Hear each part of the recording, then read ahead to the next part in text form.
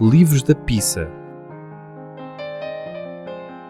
um podcast de Sérgio Duarte, Bruno Henriques, um exercício de masoquismo. Esta música que estão a ouvir é royalty free. Olá, bem-vindos a mais um episódio de, como é que isto se chama? Livros da Pizza? Assim? Custa dizer, não é? Tipo Custa um palavrão dizer. no título. É. Até porque... Pode ser mais um episódio, é o primeiro. Já reparaste? Não, no primeiro não é. Não será este? Não. Então pronto. Porquê é que me choca o nome? Porque parece que estamos a criticar logo um livro sem o ler. Nós estamos a criticar na escolha. Isto é, quando escolhemos, pensamos, este vai ser um livro da pizza. No entanto, como boas pessoas e que não cedemos às primeiras impressões, Damos ao trabalho de ler a porcaria do livro da pizza e no final avaliamos se é ou não. E lá está, nós não queremos ser só haters aqui. Portanto, mas também podemos ser. Podemos ser porque somos, é a nossa tendência natural, mas se nos convencerem estamos disponíveis a ser convertidos. Ok. Deixa-me dizer-te uma coisa acerca do livro que vamos analisar. As minhas primeiras notas deste livro são às 13h56 da manhã. Não estavas a conseguir dormir e então decidiste castigar-te a ti próprio. Vou-me castigar e deixa-me dizer-te que antes de começarmos a analisar, neste primeiro dia li mais de metade do livro de tão irritado que estava e acho que este vai ser um episódio daqueles que me vai irritar imenso. Então está aqui uma técnica. Se tiverem insónias, comecem a ler um livro da pizza. Até pode ser este. Pode.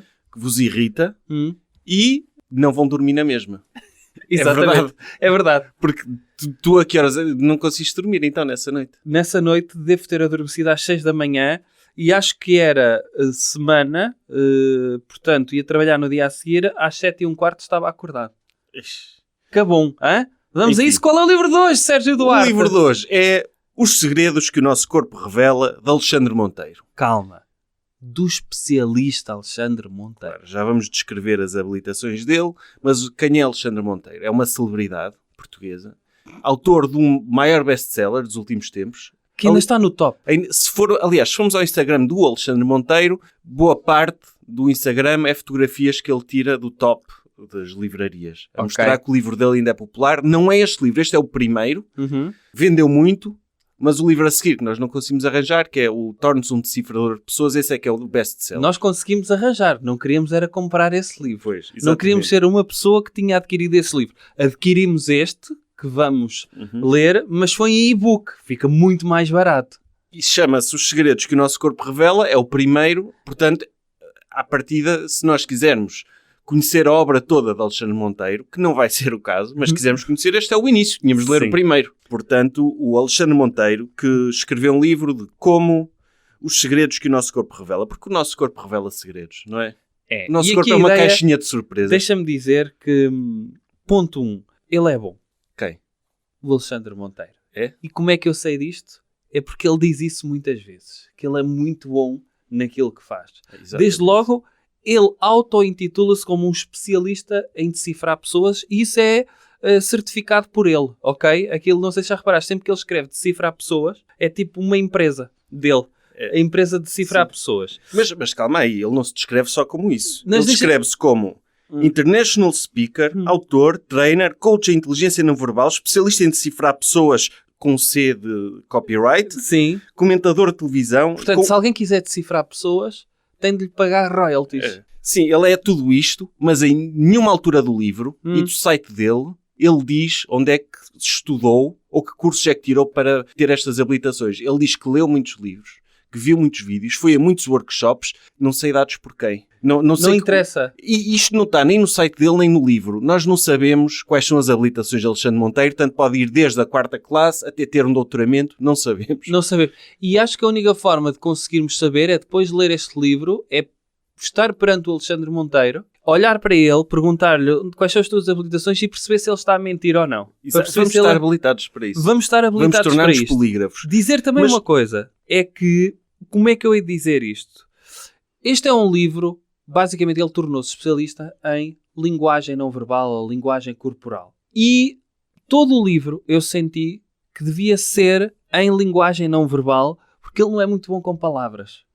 Eu acho que ele se tornou especialista numa coisa porque ele diminui a importância das palavras na comunicação porque ele não é muito bom com palavras. E eu acho que ele, caladinho, era um poeta. Deixa-me dizer. Queres começar? Quero começar ainda na introdução, ele sobre as habilitações dele. Ele diz que decidiu, que interessou-se muito durante a última década e decidiu aprender tudo sobre como decifrar pessoas, como? Com os maiores especialistas do mundo, desde especialistas em linguagem corporal e inteligência não verbal, ex-agentes do FBI, espiões, terapeutas, psicólogos e investigadores de comportamento humano.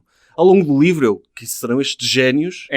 que são os responsáveis por moldar o Alexandre Monteiro, um especialista que ele é. Ele não cita o nome de um deles. Não, ele diz assim, basicamente, se quiserem fazer um resumo do Alexandre Monteiro, onde é que ele estudou? Com especialistas. Quais é que são as suas fontes? Um grande mestre em comunicação. Vocês não o devem conhecer, só eu, porque eu é que sou o especialista. Se quer são espiões tão secretos, ainda estão em missão. Esses espiões da Mossad. É um bocadinho como aquelas fontes que o Nuno Rogério cita, não é? Que são fontes que ele tem no terreno. E eu acho que isto é uma excelente forma de começar um livro científico, não achas? Que é ser extremamente vago acerca de um assunto que não é propriamente consensual na comunidade científica. Acho que é uma boa forma. É logo uma red flag, sem ironia. Sim. E depois... Mas espera aí, ele antes de começar, ainda na introdução, ele partilha... É já para nós ficarmos preparados para os ensinamentos que ele vai despejar dentro da nossa cabeça. Ele diz, antes de começar, a partir desde já consigo, a primeira técnica para criar um maior impacto e se diferenciar do grupo. Já dá para ver aqui o estilo de escrita, o que tu estavas a dizer, não é? Epá, sim. Seja o primeiro ou o último a apresentar-se, elogie o outro dizendo o seu nome e justificando o porquê do elogio. Ou seja, ele começa logo a dizer como é que tu te diferencias, vais ser um bajulador não genuíno. É essa cena. Vais olhar para uma pessoa que não conheces e vais elogiá-la. E isso torna-te logo diferenciador, porque as pessoas vão dizer, ui, está aqui um macaco. Porque nós somos macacos. O entendimento do Alexandre Monteiro é que nós somos macacos primários, que temos instintos e que replicamos estes instintos desde a pré-história. E então é muito importante ser o último a apresentar-me e bajular alguém. Permite-me fazer uma piada horrível. Deixa-me fazer. Quais é que são as iniciais do Alexandre Monteiro? I am. O que quer dizer que ele ainda não chegou ao mundo FM. Pronto, peço desculpa por isto. Eu acho que a premissa do livro é logo uma premissa errada, que é, ele começa o livro a dizer que isto é uma tentativa, toda a introdução é uma tentativa de demonstrar aquilo que ninguém defende, que é ele dizer, ninguém liga à linguagem não verbal, porque as pessoas só estão atentas às palavras. Mentira. Até se liga demasiado, não?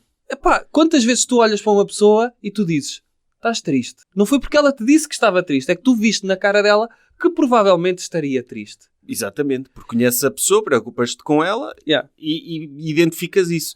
Agora, eu até acho que vivemos numa sociedade que se dá demasiada importância à não verbal. Tu vês, por exemplo, os políticos a ganhar debates só por atitude e por gritar e não pelas políticas que têm. Quer dizer... Não pelo conteúdo. Não pelo conteúdo. É isso. E isso acontece frequentemente. Portanto, se a nossa sociedade tem um viés, é para a linguagem não verbal. E, no fundo, o que ele faz é um livro sobre como te tornares um robô, um macaco robô. Não, tu tens de ser um robô para apreciar isto. Tu tens de ser um robô. Primeiro tens de ser um robô para apreciar isto e achar, uau, isto vai mudar a minha vida. E, no fundo, aquilo que o Essa Queiroz dizia no século XIX, não é? O mais vale parecer do que ser, é basicamente isto. Mais vale tu pareceres algo do que realmente teres conteúdo. E, no fundo, parece-me que é um bocadinho a história de vida do Alexandre Monteiro e dos seus livros. Que é, pá, mais vale a pena tu pareceres uma coisa do que teres realmente conteúdo interessante para contar. Não, ele diz o seguinte, saber ler linguagem corporal dá-lhe o poder de descobrir o que as pessoas podem não estar a dizer ou se o que dizem é verdadeiro.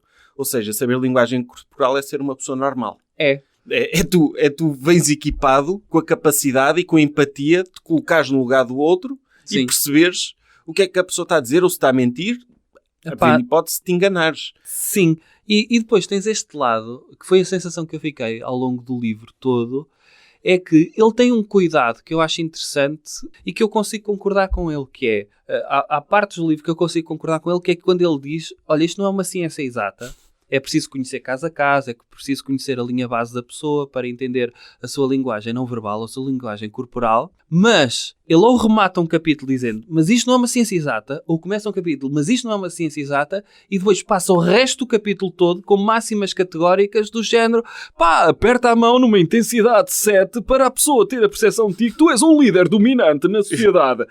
E eu penso, Macaco, cala-te! Sim. Mas o gajo, pronto, o primeiro capítulo, ele faz uma introdução da linguagem corporal. Faz uma introdução e ele diz para que é que isto serve. A ideia é, tu seres um mestre nisto é uma forma de conheceres a ti, mas sobretudo aos outros. E para quê? Para obter os resultados em contexto. Todos. Quais? Isto tanto dá para situações do dia-a-dia, como negociações de liderança, entrevistas de trabalho, sedução, relações entre casais ou com filhos, falar em público, entre outras. Isto dá para tudo. Sabes aqueles panos, antigamente comprava-se panos para limpar a cozinha, panos para limpar o livro, o vidro, panos para limpar os móveis. Hoje há aqueles panos do género, não me apetece ter panos para tudo. Quero um pano só para uma coisa. E o livro de Alexandre Monteiro é isto. Dá para tudo. E eu adoro. E depois, sabes que eu gosto muito daquela ideia de... O Alexandre Monteiro leu um livro de storytelling que percebeu que a forma das pessoas criarem algum achas que ele leu alguma vez algum livro? Viu um vídeo na internet sobre storytelling. Uma TED Talk. Das pequenitas, não foi das de 20 minutos, foi das de 10 minutos. E nós não estamos a ser snobs quando dizemos isto, porque à partida, se uma pessoa lê um livro, ganhará algum tipo de síndrome de impostor e dizer, se calhar eu não sou capaz de escrever um livro. Certo. Nomeadamente um livro de não-ficção como este. Sim. Em que ele supostamente fala de ciência, em que ele, basicamente, ele deve citar 3 ou 4 autores, nunca usa as citações, nunca diz onde é que podemos encontrar os estudos. Diz alguns, mas são os mais básicos. É.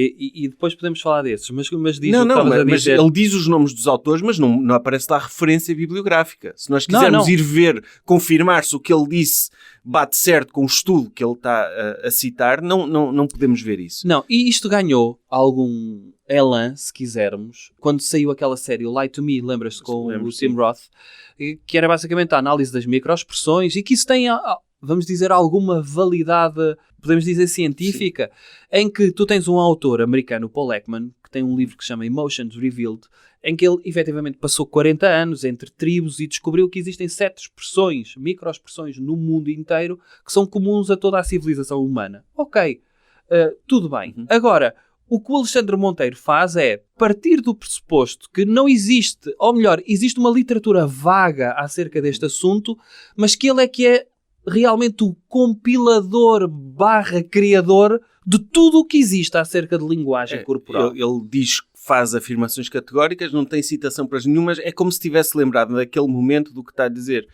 E deixa-me dizer esta do storytelling.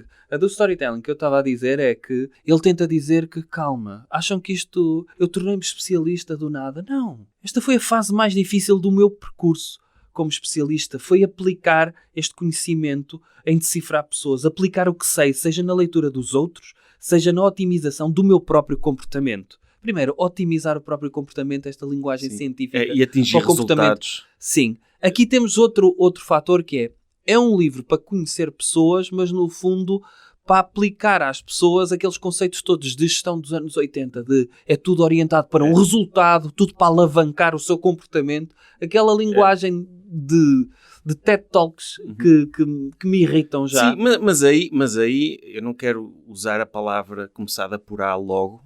Qual? Aldrabão. Sim.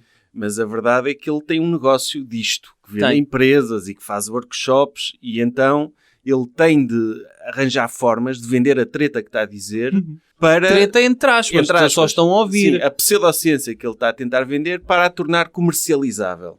E então é óbvio que quem tem dinheiro para investir neste tipo de coisas, para entreter colaboradores, são empresas. Empresas de vendas e imobiliárias e o caraças, e ele deve fazer um dinheirão à conta disso. É verdade. E faz. Até porque aparece na televisão. Pois. E então o que é que ele diz? Obriguei-me a enfrentar situações de tensão e desconforto e aprendi a ultrapassar facilmente, palavras dele, todas as barreiras. Ou seja, isto é natural nele. Ele é um talento natural. Ele é um Messi disto. Medos e ainda como minimizar os sinais que mais me prejudicavam. Basicamente, ele conseguiu automatizar a arte da manipulação, peço desculpa, da persuasão, não é? Sim. É persuasão. Era isto. E então, porquê é que ele escreveu o livro? Isto é um ato altruísta. Ele podia ser especialista e não partilhar o seu conhecimento com o mundo, não é? E ele o que diz é, a forma como ele apresenta, todos os resultados são coisas altamente simplistas. Mas ele diz, o resultado é simples, mas não é simplista. As pistas e os sinais não verbais foram todos apurados e baseados em milhares de estudos científicos feitos ao longo de décadas. Que estudos científicos? Quantos milhares? De quando? De décadas. Pois, é isso que me irrita. Nem é tanto conteúdo, é a presunção da coisa. Mas gostas... tu mas falaste ele da biografia dele. Falaste da biografia Sim. dele. Eu gosto quando as pessoas colocam aquele próprio, como é que eu ia dizer, orgulho em si próprio, que é gabar-se de si próprio, que é, nesta jornada de ajudar as pessoas a melhorar as suas vidas, tornei-me international speaker, autor, trainer e coach em inteligência não verbal, especialista em decifrar pessoas, comentador de televisão com um propósito especial. Preparar pessoas, equipas, empresas e executivos para saberem decifrar e otimizar comportamentos não verbais e que com este conhecimento consigam antecipar comportamentos e assim alterar estratégias para alcançarem melhores resultados tanto na vida profissional como na vida pessoal. Bem, eu já tinha lido essa parte, mas faz lembrar aquela música I'm a bitch, I'm a Sim. lover, I'm a... Sim. Tipo, mas nada disto, não diz aí, sei lá, habilitações académicas é importante. Não é? Eu gostava de saber se o gajo que estudou o quê? Estudou psicologia, estudou sociologia, estudou antropologia, estudou gestão. Parece-me que há de ter sido algo do género. Sim. Mas não tem doutoramentos, não tem nada. Mas pronto, temos de acreditar que ele chegou a comentador televisivo porque é bom. Ele diz que estudou milhares de estudos, mas ele, ainda no início do livro, ele para já... Tu não referiste a forma mais engraçada como ele se refere a ele próprio, que é alguém que tem um superpoder. Várias vezes ele refere-se à sua capacidade de ler pessoas como um superpoder. Superpoder que ele está disposto a partilhar connosco. E eu acho é aqui que vem o engodo, vamos dizer, eu não vou utilizar a tua palavra começada por A e chamar-lhe isso a ele. Não lhe vou chamar aldrabão, mas ele utiliza uma técnica que está nos livros de autoajuda que dizem praticamente todos o mesmo, mas com uma linguagem nova, seja com 7 passos para, conheça o segredo, conheça isto, e que ele diz precisamente a ideia de que ele tem um segredo tão bem guardado, mas que está ao alcance de todos, e eu estou disposto a partilhar consigo este segredo, não é? Este superpoder, como lhe estavas a chamar. Ainda por cima... Ele próprio admite que não tem um domínio... Por exemplo, tu falaste do autor que trabalhou nas microexpressões e que estudou anos e anos e anos para perceber isso. Eu não tenho sequer habilitações para questionar se isso é científico ou não. Acredito que seja. Claro. Mas ele desvaloriza completamente a questão das microexpressões, porque como é um skill tão difícil de apresentar, ele não vai conseguir convencer ninguém a fazer isso, até porque ele próprio não sabe. Então ele diz que se inspirou em Pareto. No princípio de Pareto. O princípio 80-20, em que ele diz 80% das consequências advêm de 20% das causas, ou 80% dos resultados advêm de 20% das ações. Ele usa isto para justificar o facto de só ter aprendido 20% de coisas. As 20% de coisas mais importantes ele aprendeu. Mas isso é uma forma dele tentar ligar-se com as pessoas, que é, eu não estou à espera, porque ele aí é muito condescendente com o leitor, que é, eu não estou à espera que o leitor domine como eu as milhares... Calma, só precisa dominar meia dúzia que eu não te espero tanto de si. Não é? Ele tem esta condescendência com o seu leitor que eu acho interessante. Não, só tens de saber 20% e depois faz uma coisa que mostra que não sabem do que está a falar. Porque ele depois dá o exemplo de, tal como nas artes marciais, não precisa de saber 1000 técnicas ou diversos estilos. Basta saber 10 técnicas eficazes e treiná-las 1000 vezes. Isto não é verdade. Pois não. Tu não precisas saber 10 coisas nas artes marciais, tu precisas praticar muito. Tu sabendo 10 coisas, estás muito limitado. Tens de praticar. Não, mas o que ele te diz aí é praticar essas 10 coisas. Sim. Se calhar precisa de saber mais. Muito mais. Mas isto para dar um exemplo como ele desvaloriza qualquer tipo de conhecimento aprofundado sobre qualquer tema, até sobre o próprio tema do livro dele. O livro é dividido em quantos capítulos? 7, não é? É. 7 capítulos. Portanto... Número bíblico, calma, ok? O 7º, para mim, já devia ser descansar e revelo já, ou levanto aqui um bocadinho do véu, o 7º foi o que me fez querer gravar rapidamente este episódio porque eu fiquei tão irritado que eu sei que vou esquecer isto tudo. Mas não vou dizer, vamos por ordem. Seja, mas antes, desculpa, tu já falaste há pouco daquilo do apresentar e elogiar o nome da pessoa justificando o porquê do elogio. Podemos fazer um roleplay? Sim, força. Então, eu vou-me apresentar a ti e tu vais demonstrar a tua capacidade superior de tornares um ser dominante nesta relação, praticando aquilo que ele pede, está bem? Ok, vamos lá. Olá, meu nome é Bruno. Olá, Bruno. Tens uma camisola bastante bonita que trazes hoje. Obrigado. Dominei-te. Dominaste. Elogiei-te, ainda por cima elogiei-te num ponto fulcral. Senti-te alfa. Senti uma vibe muito alfa. É o contrário da vibe alfa. Um alfa não elogia assim tão facilmente. Não, um alfa espera o elogio, não é? Pois. Mas pronto. E reparei que tu tinhas o umbigo virado para mim. Mas já lá vamos. Calma, já lá vamos. Então, já lá vamos. capítulo 1. Ainda estamos no primeiro capítulo. O poder da linguagem corporal. Ele diz que a linguagem corporal é um dos fatores observados mais importantes na hora de decidir quem é escolhido e quem é promovido. Ainda acrescenta um encanto especial. Conquista a confiança dos outros, ajudando ainda a construir melhores relações familiares, sociais e profissionais. Não precisas de ser bom. Na verdade, não precisas de ser bom em nada. Não precisas dominar a tua área profissional. Não precisas de ser um gajo simpático. Não precisas de ser genuíno. Não precisas de ser empático. Sim. Se queres ter sucesso social, familiar e profissional, tens de ter uma boa postura. E convém lembrar, mais uma vez, que isto não é uma ciência exata, ok? Mas, às vezes, o que eu retiro deste capítulo é que a linguagem corporal é boa e importante.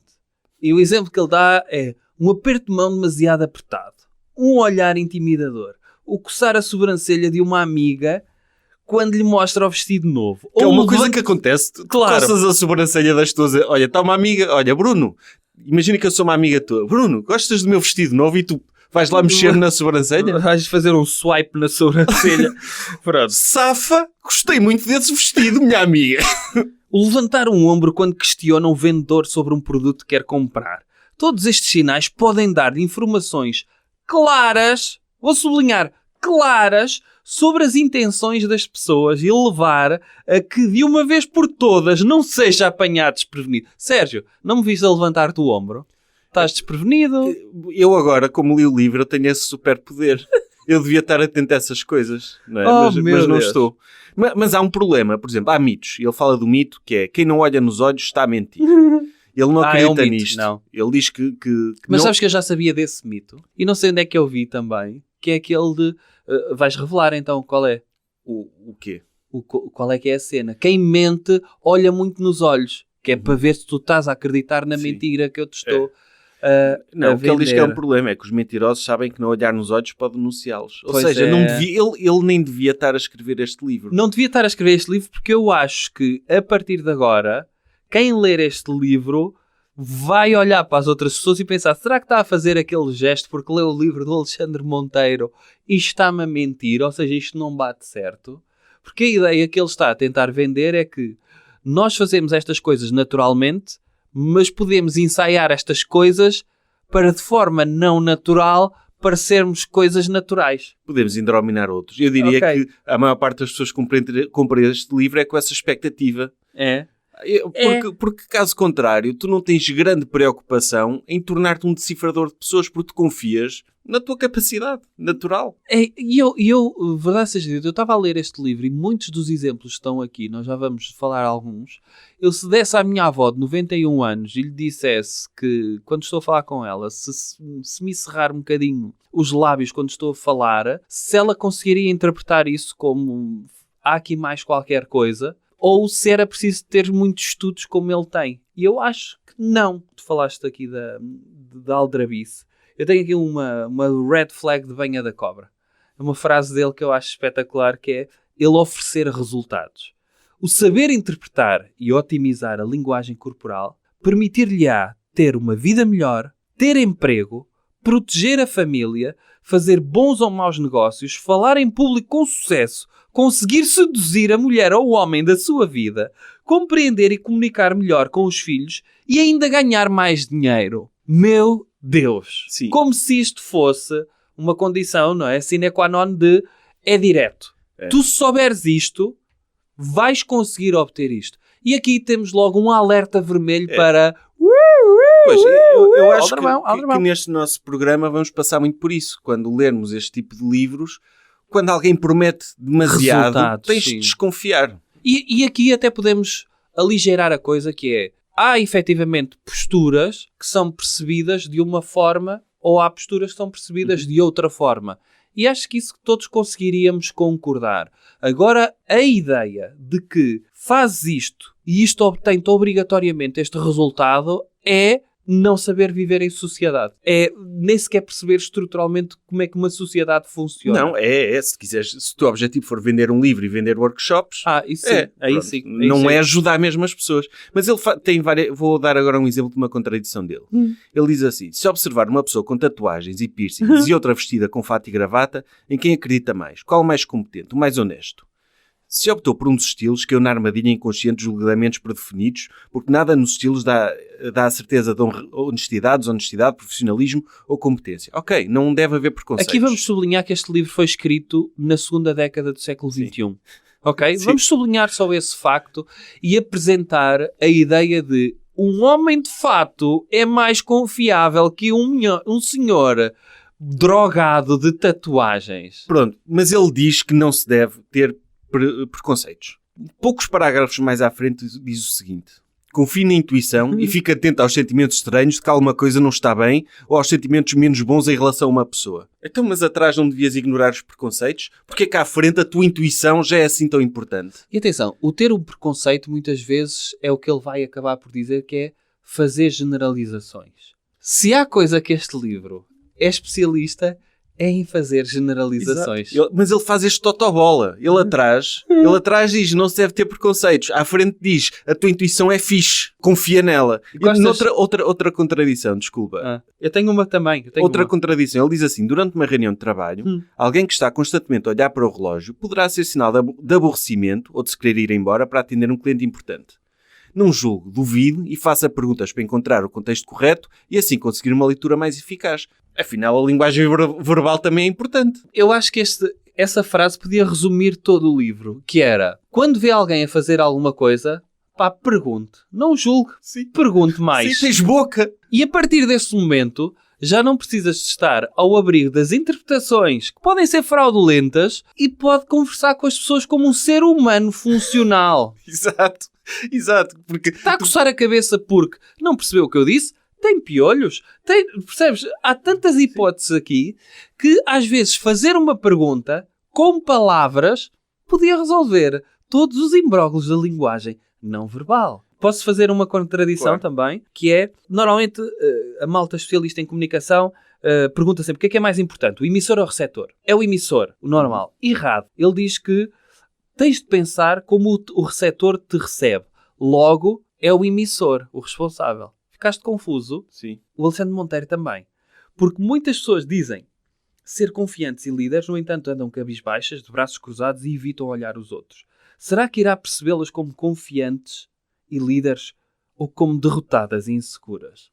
Basicamente, ele criou um espantalho aqui, que é, tu vês alguém cabisbaixo, se vires um líder cabisbaixo, ele não é líder. Pode estar no cargo, mas não é líder. Porque está cabisbaixo. Uma mais à frente, que eu me recordo, ele diz que um líder não pode sorrir muito. Sim, essa é muito boa. Isso é muito bom. Para seres um líder, não tens de ser bom, não tens de ser competente, não tens de ser empático, nada. Tens de sorrir pouco, porque senão não te vão respeitar, o que é hilariante. Mas outra contradição, ainda no primeiro capítulo, ele fala de a importância do contexto e de conhecer o comportamento base de uma pessoa, antes de a poder julgar. E, por exemplo, consigo concordar com isso. Não, é verdade. O que é o comportamento base? É tu conheceres alguém. Claro. E se esse comportamento base, ou seja, se essa pessoa se comportar de forma diferente, é um alerta para tu perceberes que ela pode estar a passar por um problema, por exemplo. E isto é importante. Mas mais à frente, ele diz o poder da primeira impressão. Nos primeiros 4 segundos é mais importante a aparência do que a competência. Tu não consegues conhecer o comportamento base de ninguém nos primeiros 4 segundos. Não, mas ficas com uma primeira impressão. Isso é biológico.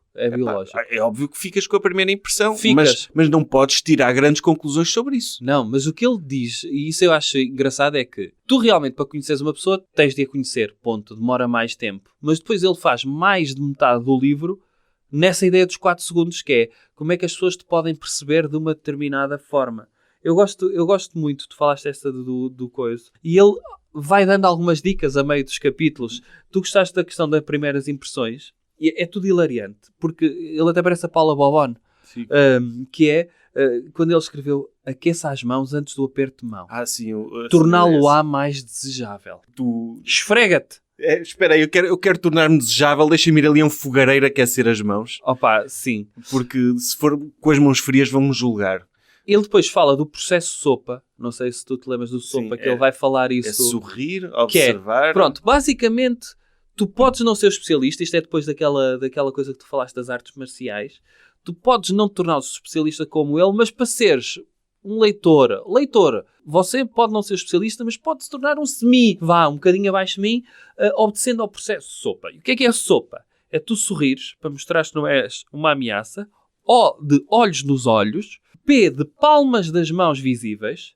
E A, aparência agradável. Adapte-se ao contexto em que está inserido. Ou seja, se o teu contexto olhar mal para tatuagens, Opá, sim. lixaste, não é? Ele diz aqui uma coisa muito categórica. Vamos dar um exemplo de coisas que ele diz para as quais não tem um mínimo de referência ou citação. Uma coisa que ele deve ter lido em algum lado, ouviu um vídeo, no entanto, afirma-o aqui categoricamente. Terá de ter muita atenção aos sinais que emite para não ser colocado na área do indiferente ou na área da ameaça. Ao ser posto numa destas áreas, irá prejudicar toda a interação daí em diante. Irá ser mais fácil encantar, influenciar ou até ser ouvido. Se for colocar na área do indiferente, irão ignorá-lo e vê-lo como desinteressante. Se o colocarem na área da ameaça, irão fugir, resistir ou confrontá-lo. Então tem de colocar na área do amigo. Ok, é tudo muito lindo. E fontes para isto? Há aqui método científico para descobrir o que é a área do amigo? Ou a área do inimigo? Ou a área da ameaça? Enfim. Epá, é ridículo. É ridículo. Sim, depois tens de observar as mãos para lhe dar a indicação de um ataque iminente. Se estiver de punhos fechados ou se as mãos não estiverem visíveis. A não ser que um gajo apareça de suqueiras, tu não sabes... Não sabes. Lá está. Se o gajo aparecer de suqueiras e de punhos fechados, se calhar o teu subconsciente vai perceber, olha, este gajo quer mandar um murro, deixa-me fugir. Mas até lá tu não tens forma de saber. Um ataque iminente, que é isso? Quantas vezes na tua vida é que sofreste um ataque iminente? Aliás, é que estiveste sob a possibilidade de seres vítima de um ataque iminente. Zero. No Mas entanto, nunca olhaste bem para as mãos. Alexandre Monteiro, se calhar, já teve perante um ataque iminente porque se calhar começou-lhes a falar da sua ciência. E houve pessoas que, se eu estivesse a falar com ele frente a frente, provavelmente também queria dar-lhe um ataque iminente. Mas sim, se um gajo aparecer de suqueiras para falar comigo, eu percebo isto. Mas é a linguagem corporal básica. Só para terminar o primeiro capítulo, ele diz o seguinte. É uma técnica básica. É dizer pelo menos o nome da pessoa 3 vezes. No início da conversa, dizer muito gosto em conhecê-lo. Meio da conversa, sim, nome. Fim da conversa, até já, nome. Porquê? Porque nós temos uma necessidade primitiva de pertencer a um grupo. Na pré-história, quem não era aceito pelo grupo não tinha acesso ao abrigo e morria. Ou seja, tens de ser genuíno, usar 3 vezes o nome da pessoa para ela não pensar que é como o Glorg, claro, aquele homem pré-histórico, que ninguém dizia o nome dele. Não. Ele morreu. Aliás, os australopitecos matavam quem não dizia oh, Manel, podes-me passar a lança? Mas assim, se ele dissesse assim, ei, passa-me a lança, olha, não disse o meu nome, vou matá-lo. Eu acho piada esta coisa de temos de dizer o nome, porque na pré-história, tens de ir buscar a pré-história. Não, tu dizes o nome da pessoa, porque mostras que és uma pessoa atenta e que estás a encarar outra pessoa como alguém que existe. Já te deve ter acontecido várias vezes. A mim, se calhar que sou uma pessoa pouco remarkable, já me aconteceu pessoas a quem eu já disse o nome várias vezes perguntarem-me o nome. A mim aconteceu muitas vezes. Pois, e eu julgo mal essas pessoas. Quer dizer, não faz o mínimo esforço para decorar o meu nome. Tipo, uma primeira vez perdoa, segunda... Não. Isto não é eu ser um especialista em decifrar pessoas. É basicamente essa pessoa teve-se a cagar para mim. No entanto, este esforço consciente de dizer o nome, façam naturalmente. Tratem as pessoas pelo nome. É uma questão de educação e simpatia. Avançando para o segundo capítulo. O segundo capítulo é o meu preferido porque eu acho que é a base do livro, porque tudo o que ele diz neste capítulo vai repetir mais à frente. E é aquele que, calma, isto não é científico, e a quantidade de imperativos categóricos que ele vai utilizar é gritante mesmo. E então como é que se chama este capítulo? Este capítulo é o Dicionário da Linguagem Corporal. Então neste capítulo ele corre todas as partes do corpo e por cada parte do corpo define os sinais a que devemos estar atentos. Aliás, se eu tivesse de recomendar um capítulo para ler deste livro, era este, porque é o único. E bastava este? Bastava este, sim. E então ele faz, mais uma vez, ele valida cientificamente tudo o que ele diz e diz que existe um estudo. Não é. Ele abordarei neste dicionário os possíveis significados dos sinais e pistas não verbais, referirei como os otimizar, quando deve utilizá-los e somente aqueles que, após investigação, confirmei serem simples de detectar e conter informação útil. Que investigação? Não sabemos. Mas ele investigou. Nós temos de acreditar na palavra dele que o que ele vai dizer a seguir... Sabes uma coisa? Eu acho que se olhasse para ele enquanto ele estava a dizer existe um estudo, acho que ele estava a mentir. Se eu conseguisse ver a linguagem não verbal dele, acho que ele estava a mentir. Ele, após a investigação, é completamente... não há nada aqui. Mas pronto, ele é uma pessoa que tem superpoderes e vai nos ajudar. Então ele começa pela cabeça. Então a cabeça é lá o básico, é o sim ou o não. E há logo aqui um indicador. Por exemplo, ele começa por dizer: a pessoa pode estar a dizer que vai cumprir os prazos, que gosta de si, que pode contar com ela e com todas as situações, e acenar que não com a cabeça. É uma coisa que acontece. Realmente, se um gajo me tiver a dizer uma coisa e a abanar a cabeça, eu vou achar estranho, porque é desconcertante, porque a nossa sociedade definiu que acenar com a cabeça para trás e para a frente é sinal afirmativo. A nossa cultura, há culturas que é o contrário. Mas a nossa sociedade definiu isso. Se o gajo me der um sinal contraditório destes... Há um caso conhecido disso, que é quando o Bill Clinton fez a conferência de imprensa a dizer que não tinha tido relações sexuais com a Monica Lewinsky. Ele, quando está a dizer I did not have sex with that woman, ele está a abanar a cabeça a dizer que sim. E há muitos especialistas na linguagem não verbal que mostram este como um caso nítido de que ele estava a mentir porque estava a dizer que não tinha tido e está a acenar que sim com a cabeça. Pois, um caso mesmo muito importante. E toda a gente sabia que ele tinha tido. Tu gostas? Pronto. Ele não é nesse capítulo que ele disse que existe um estudo... Ainda não, é vários. Mas ele depois passa para o queixo e o ego. E o queixo é aquela parte do corpo que nos dá informações sobre o ego da pessoa. Através da chamada linha do ego, podemos perceber como a pessoa se vê ou se sente em relação a outros. Fonte para isto não há. Mas, mas há uma imagem. É aquele do queixo elevado. Olha-me, esta é a mania. Queixo baixo, submisso. Não há fonte para isto, mas há uma fotografia que ele coloca com um gajo de barba com um aspecto mesmo nojento, que é o espiado às fotos que ele coloca para ilustrar, em que o gajo está com o queixo levantado e tem uma linha em baixo que nos indica se a pessoa tem um ego muito elevado, se tem um ego mais ou menos, ou se tem um ego baixo. Se tu andares com a cabeça para baixo, tens um ego pequeno. É pequeno. E ele não alerta aí, não é aquele alerta para os subalternos, para os colaboradores que estão na empresa, se eles passarem pelo chefe de queixo elevado, ele tem de ter cuidado, porque se calhar eles não respeitam o seu líder porque andam com o queixo muito elevado. E ele diz, chefes, baixem a bolinha aos vossos subalternos, baixem-lhe o queixo. É o nariz empinado, é o que se chama nariz empinado. Ele diz o seguinte, se adota a posição de queixo erguido, o seu ego está elevado, podendo ser interpretado como uma pessoa egocêntrica, quer transmitir que se sente superior naquela situação, ou que a pessoa com quem está a interagir não representa uma ameaça.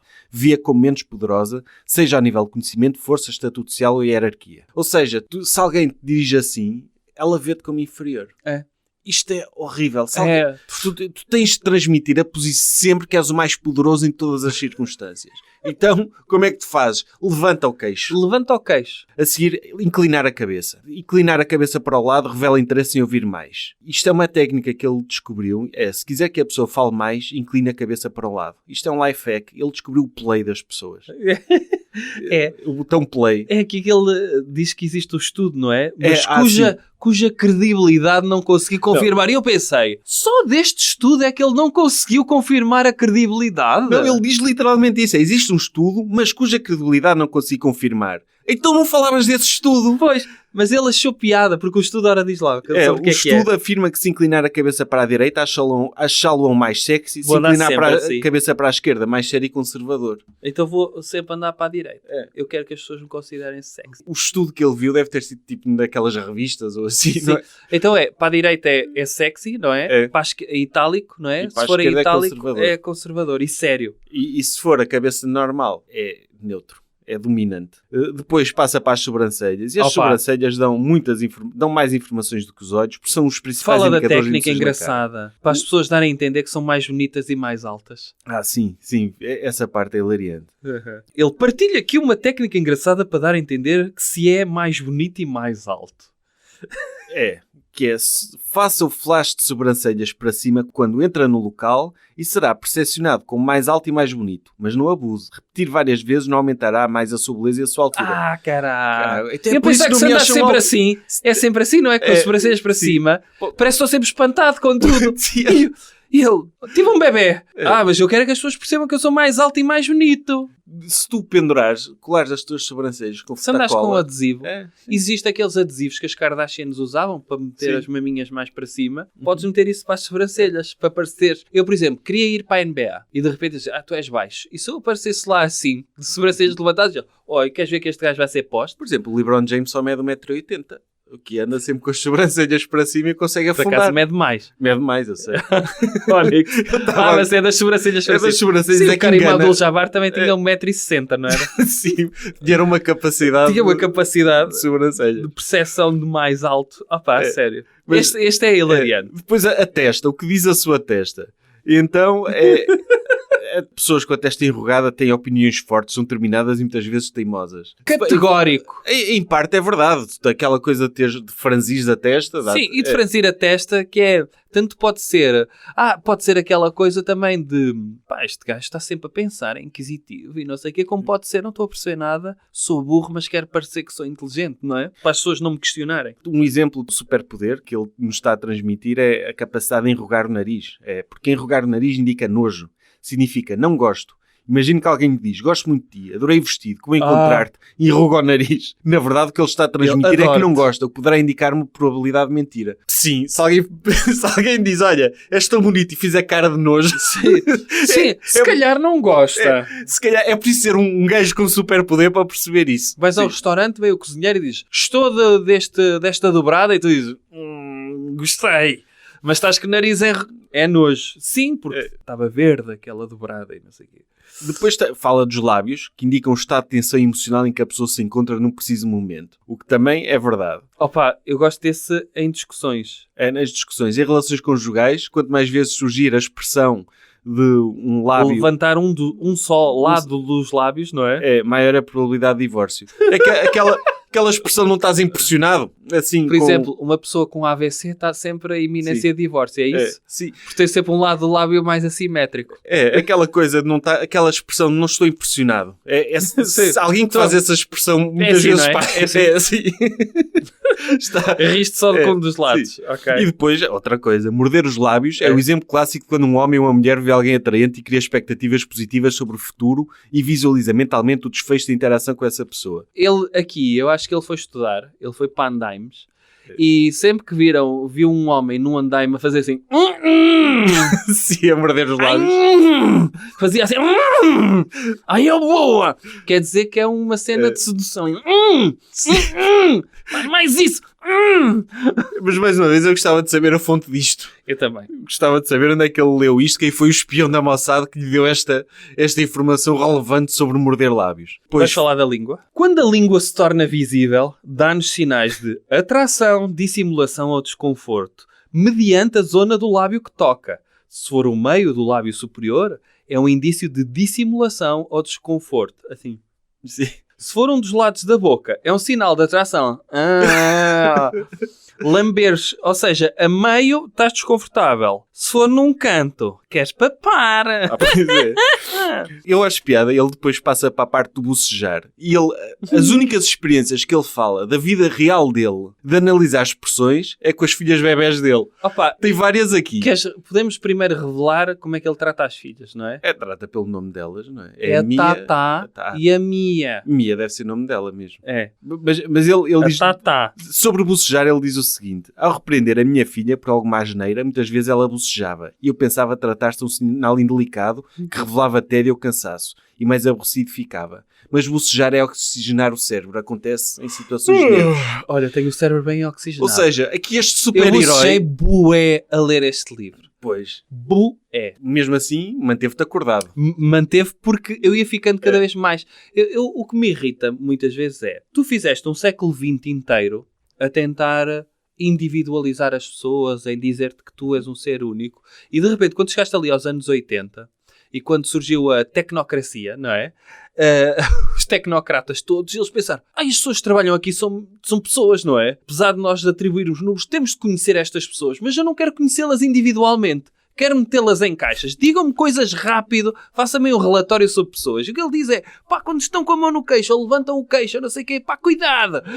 Percebes? E então, este encaixotamento é triste e pobre. Mas vê como funciona a cabeça de Alexandre Monteiro. A filha tinha uma reação involuntária que é bocejar. A miúda não podia controlar isto, quer estivesse cansada, independentemente dos motivos de bocejar. Tu estás a ralhar com a tua filha, ela começa a tossir e tu, porquê que estás a tossir? Yeah. Não vês que isso quer dizer que me estás a ignorar o que eu estou a dizer? Yeah.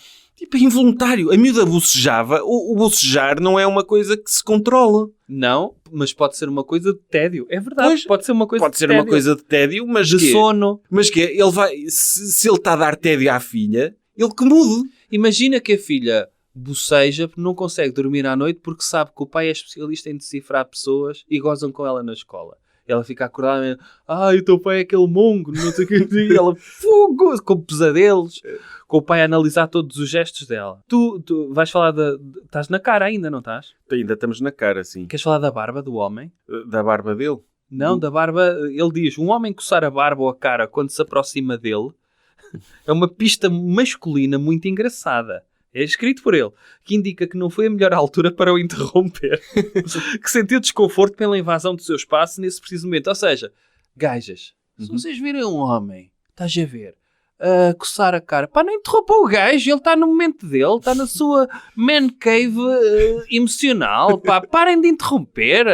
Phonics. Opa, e homens sem barba, o que é que coçam? Pá, coçam a barba da pila. Ele tem muitos exemplos de genitais que eu amo. Sim, ele tocar na cabeça. Tocar na cabeça pode implicar desconforto. Ele mete aqui a fotografia de um homem a coçar atrás da orelha. Pode ser piolhos. Mas ele ensina-nos a solução para evitar gestos que revelem desconforto.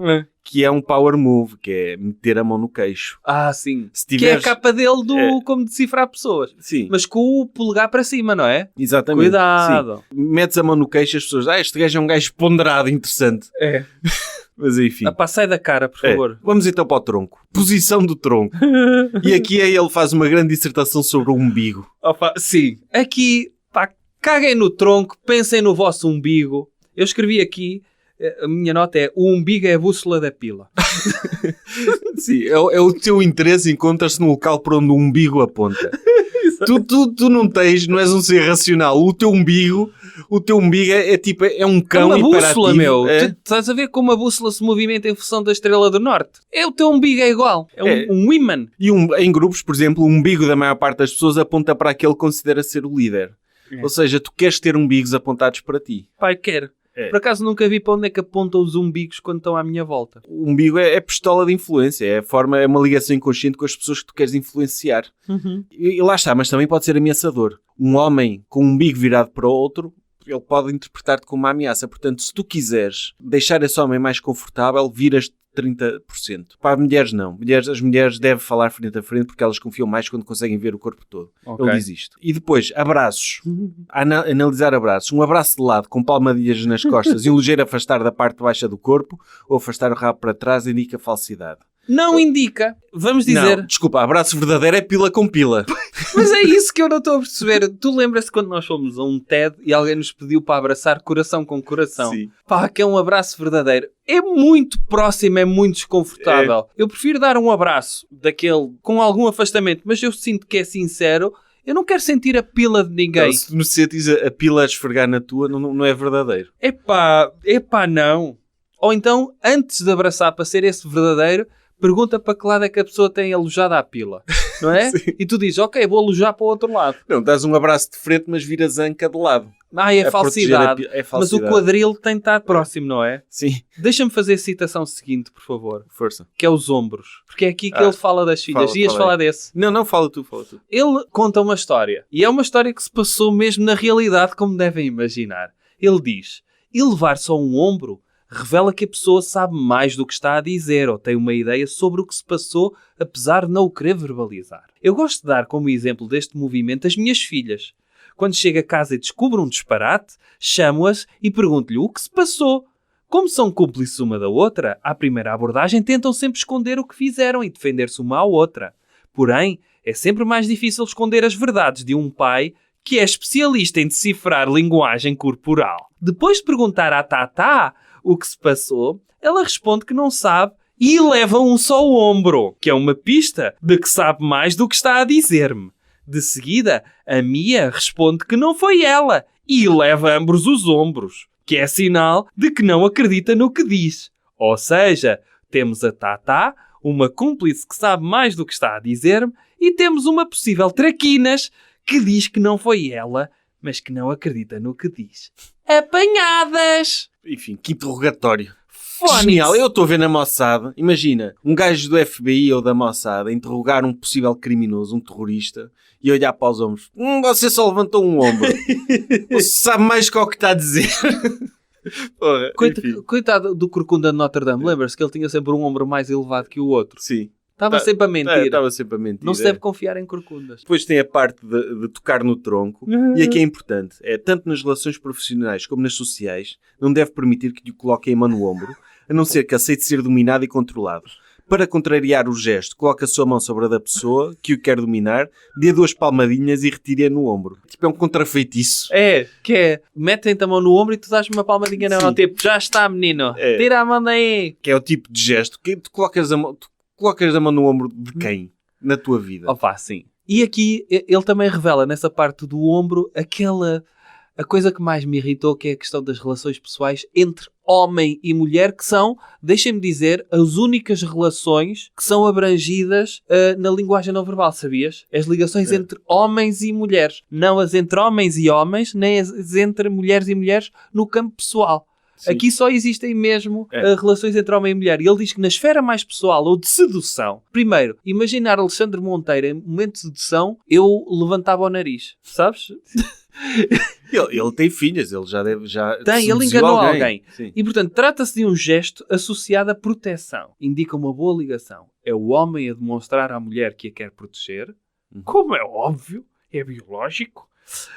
Elas colocam a mão no peito dele ou no ombro para enviar uma mensagem de posse, que é uma mensagem silenciosa enviada às outras candidatas de que o homem lhe pertence. Meninas, este homem é meu, vou-lhe ter a mão no ombro. Que coisa tão... É óbvio, ou seja, que tu vês 2 pessoas a tocarem-se, partes a partir daquela uma relação especial. Na cabeça... Tu não vais tocar numa pessoa que não conheces, não é? Não. E na cabeça de Alexandre Monteiro, só o homem é que protege a mulher e só as mulheres é que são ciumentas umas em relação às outras. Portanto, é bom ver que ele também aprendeu acerca de sedução nos filmes da Disney. Ele diz o seguinte: na altura da despedida, seja o último a tocar no outro. Isto levará que o considerem o mais dominante. Que é o tipo de preocupação que um otário tem, não é? Imagina, está um grupo a separar-se e tu tens de tocar em alguém. Tenho de ser o mais dominante. É mesmo o tipo de comportamento que alguém dominante teria. O tipo de preocupações que uma pessoa dominante tem na cabeça dela. Tem de ser o último a tocar. Sim. Deixa-me tocar-te. Primeiro, vamos dizer uma coisa, mais uma vez. Vivemos no século XXI e tocar nas outras pessoas é feio. Ok? Sim. Posso dizer isso? Uhum. Tocar é feio. Sim, não é só apontar. Não, tocar é feio. Eu aí não concordo contigo. Acho feio. Meter a mão no ombro de alguém que não conheces. Que não conheces, é o que eu estou a dizer. Mas se for uma coisa de familiaridade, se for um amigo, um gesto de carinho, nada contra. Há quem não goste, mesmo entre amigos. Mas é de evitar. Então, em contexto profissional, em que motivo é que tu vais meter a mão no ombro de alguém? Depois, este capítulo é gigante. É horrível isto. Olha, depois braço atrás das costas, porque é que os militares colocam, é uma demonstração inconsciente de autoridade, que estupidez. Depois as mulheres e as malas. Atenção, senhoras. Ao usar a mala pendurada no braço, a mulher dá mais prioridade ao estatuto social e à posição profissional. Ao usá-la com alça sobre um combro a tiracolo e perto do corpo, é mais pragmática e está mais preocupada com a funcionalidade, com a aparência. Se a mala balançar livremente, ela não se preocupa muito com a aparência. Se coloca a mala à frente do corpo, mostra que é cautelosa, tímida ou que está na defensiva. Se coloca a mala atrás do corpo, enfim. E mais uma vez, deixem-me dizer que isto não é uma ciência exata. Convém analisar caso a caso. No entanto, metes a mala de uma forma, és uma quenga. Metes uma mala de outra forma, és dominante e bem-sucedida. Pura e simplesmente estás num sítio movimentado e não queres que te roubem. Mas enfim. Depois ele pergunta, gostava de fazer uma pergunta. Eu vou-te fazer esta pergunta e tu vais responder. Normalmente desvias-te quando encontras outra pessoa no corredor? Se fazes isto? Faço sempre isso porque sou uma pessoa bem educada. Pois, mas não devias. Eu sei, não sou dominante, não é? Os mais dominantes têm tendência a não se desviar das pessoas nos corredores. Reparem que situações o faz ou com quem se cruza para perceber se é mais dominante ou submisso. No fundo, se pensarmos isso, nos corredores da escola, o que Alexandre Monteiro está a dizer é que o bullying é extremamente positivo. Que é ele dizer, sai da frente, ó gordo! E, portanto, o bully é o dominante. Tem razão. É um gajo que pode estar a ser educado. Pode estar a ser educado e estar atento aos outros, mas está este idiota a dizer, não, és um submisso. Mas a pergunta, deixa-me fazer-te esta pergunta, Sérgio. Agora, se for uma senhora a vir de frente... Então, eu desvio-me sempre. Não, tu desvias-te. Mas segundo Alexandre Monteiro, aposto que ele ia dizer-se que te ias desviar porque é uma forma de sedução, de Não, mostrar mas- que também tens sentimentos. O Mas- que ele está a mas dizer eu- é que tu, no trabalho, tens de ser dominante, não te desvies, puto. Agora, quando tens de mostrar às gajas que és emocional. Não, e lá está, mas também não podes esquecer o teu lado dominante. É desvias-te, mas quando ela passa, dás-lhe assim uma pancada, uma palmada no rabo. como é óbvio. Que é para ela dizer, olha, está aqui um chimpanzé alfa. Porque assim nós temos, quanto mais próximos estivermos dos chimpanzés, mais dominantes somos. Pá, depois, vou avançar, esquece. Agora ele fala muito. Fala das mãos. Eu gosto quando ele diz que considera as mãos uma extensão do coração e da mente. É com as mãos que ilustramos o que dizemos e sentimos de uma forma mais honesta do que as próprias palavras. Isto se estivermos a falar de pessoas com mãos. Lembras-te que ele diz que é a forma mais honesta de avaliar uma pessoa? Sim. É com mãos. Se a pessoa não tiver mãos, acabou a ciência dele. Por exemplo, a ciência de Alexandre Monteiro não funciona com manetas. Não foi. Ou esses estão mais protegidos, sim. Opa, aquela de mete a mão nos bolsos, mas deixa os polegares de fora. É uma técnica pelo que ele amor de descobriu. Deus. Sim. Pelo amor de Deus, É. tu não me escondas o polegar. É. Sim, e esfregar uma palma da mão na outra não indica nervosismo, mas sim perspectiva de ganhos futuros. Ou seja, é tipo maus desenhos animados. O Mr. Burns a esfregar as mãos é a fonte que ele tem para este juízo. Aquela caricatura do judeu a esfregar as mãos, aquela caricatura É do ganhos semita. futuros. Tipo, é a fonte dele para esta opinião. Olha, mas vocês tenham cuidado, se metem a mão nos bolsos, deixem o polegar de fora. Mas calma que isto pode ter várias interpretações, porque se os dedos estiverem a apontar para baixo, é sinal que se sentem o elemento mais fraco ou menos competente do local. Se os dedos apontam para os genitais, lá está os genitais, demonstram masculinidade e virilidade. Ainda bem que são os polegares e não os indicadores. Porque se fossem os indicadores a apontar para a genital é olha onde é que está a minha pila, puto! Opa, a sério. Ainda bem que chamámos a isto de livros da pizza. Agora, orangotangos que estão a ouvir isto. Se vocês... O que ele diz é ex-mulheres... Eu vou ler isto à taxista, pode ser. Ex-mulheres têm outra forma de mostrar sensualidade. Colocam a mão ou as mãos no bolso de trás com o polegar de fora. É como um chamar de atenção. Quer dizer que vocês que leram, e eu espero que não haja violadores a ouvirem isto, mas se eventualmente fizessem algo que está na vossa mente, podem sempre alegar como desculpa, ela tinha o polegar de fora no bolso de trás, portanto é a desculpa. Sim. Já não é como é que ela estava vestida, ela tinha o polegar de fora. Eu li o livro do Alexandre Monteiro, que ela disse que é uma forma de chamar a atenção, portanto ela queria-me. E esta red flag sobre os dedos e as unhas? Opa, o momento da astrologia A título de curiosidade, é um momento da astrologia. mas útil para desvendar pessoas. Comparar o tamanho do dedo anular com o do dedo indicador revela se a pessoa tem mais tendência para comportamentos agressivos ou se tem mais sensibilidade para lidar com as situações do dia-a-dia. Se o dedo anular é mais comprido que o indicador, tem uma maior tendência a ser uma pessoa mais dominante, autoritária e agressiva. Se o dedo indicador é mais comprido que o anular, tem uma maior tendência para ser uma pessoa que gosta de colaborar, ajudar, partilhar e é mais sensível. Se os dedos têm um comprimento semelhante, é porque existe um equilíbrio entre a agressividade e a sensibilidade.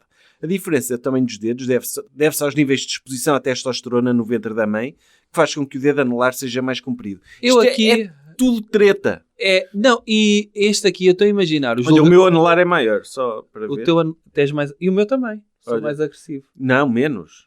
Ou mais. O anular é mais agressivo. Somos Somos pessoas bem agressivas. agressivos. Por isso é que estamos a ser tão maus com o Alexandre Monteiro. Estás a ver? Se eu tivesse o indicador maior que o anular, ia ser bem sensível a ler este livro. Sim. Sabes o que é que eu estou a imaginar? O julgamento de Nuremberg. Tinham apanhado nesse julgamento o Hitler. Ele não se tinha matado no bunker. E de repente ele diz, o senhor é mau e matou muitos judeus e não sei o quê. Mas espera lá, deixa-me ver o seu anular. E ele via, é maior que o indicador. Está explicado. Olha, pode ir Pois. para casa até aí uma atenuante. Muita testosterona. Teve no ventre muita materno. Foi Sim. muita testosterona no ventre. Não sei o que é que a sua mãe andou a fazer pode tornar tão agressivo. Isto custa-me imenso. Isto custa-me desde o início este livro. Mas esta então, de as pessoas têm o anular maior que... não sei. Não há fonte para isso. Ele podia ter ido New England Medical Journal. De 1873. Pois. Está aqui um jornal, não é? Que na altura em que se estudava frenologia também, Pois. onde se media os crânios e via se as pessoas tinham tendências mais agressivas com base no tamanho do crânio, uma invenção pós-moderna disto é os dedos. É Os isso, dedos, já não é é. o crânio, fica mal, é dizer os dedos. Tem tendências mais de agressividade. Se forem iguais, não tem. Depois do corpo, ele acaba com o ambiente, não ele é? acaba com os pés, que é a parte mais sincera, porque está mais longe do cérebro. Ou seja, este elogio ao sistema, ao nosso lado chimpanzé, é que nós, quanto mais longe do cérebro, menos controlamos, logo os pés, tens de estar atento, tens de olhar para o chão. Imagina, aparece um gajo a olhar para o chão, ter contigo, a ver, por exemplo, se os teus pés estiverem virados para a saída é porque não estás a gostar da conversa. Se os teus pés estiverem a mexer é porque essa pessoa te está a deixar nervoso. E então, é cauda do cão. Os pés está para nós como a cauda do cão. Portanto, estejam muito atentos a isso. Ou então controlem os vossos pés e a direção deles. E tu gostas depois como ele faz ele acaba este capítulo com a questão do ambiente, que é, em vez de leres a pessoa, lês o ambiente que a envolve, e neste caso o ambiente pode ser a roupa que usa. Sim. E quando ele diz que os sapatos sujos e gastos significam desleixo ou condições económicas menos confortáveis, à exceção de contextos em que profissões ou hobby condicionam estas mesmas pistas. Antes de entrar num local ou falar com alguém, puxa as abas do casaco. É sinal de confiança. Ou seja, tu entrares à cromo, não é? Quando levantas as golas, à cantonar, é sinal de confiança, é isso? Sim, pelos vistos. A sério. Depois o perfume, que é o perfume em substituição das feromonas, serve para atrair o sexo oposto. Logo, quem usa muito tem mais tendência para seduzir.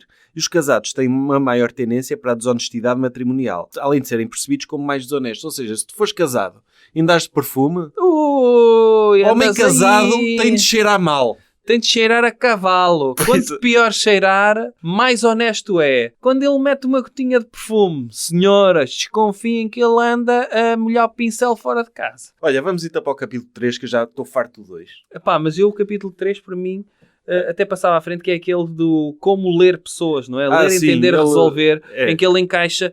Temos de ver um a um. Ele começa ao capítulo a dizer, lá está, temos de ver caso a caso. Mas as pessoas encaixam-se num de 4 perfis. Certeza, autoridade, amizade e ligação, não é? Exatamente, é isso. Eu também este livro quase não tirei notas porque... vamos avançar. Vamos avançar. Vamos avançar para o capítulo 4. O da mentira, sim. E então, o que é que ele diz? Aqui é a parte em que, amigos, vocês aqui entram mesmo no segredo de tudo. Porque depois de acabarem de ler este capítulo, saberão mais como detectar probabilidades de mentira do que 90% da população mundial. 90%. E depois ele diz logo, os homens mentem mais. O dobro das mulheres. Que estudo é este? 0. Ok. E as pessoas mais bonitas e mais poderosas e hierarquicamente mentem melhor. Quanto maior o sentimento de superioridade da pessoa, melhor mentirosa será. Mas não achas que isso diz mais sobre ele do que sobre as pessoas? Porque ele faz aqui outra afirmação categórica. Mas tu achas que ele é bonito? Não acho muito, não é? Mas o que ele diz é muito poderoso, hierarquicamente. Mas ele diz uma coisa super categórica, que diz mais sobre ele, sobre as pessoas que são o público dele, do que sobre a população em geral, que é, todos mentimos. Não existem exceções, concordo. Todos mentimos 10 a 100 vezes por dia.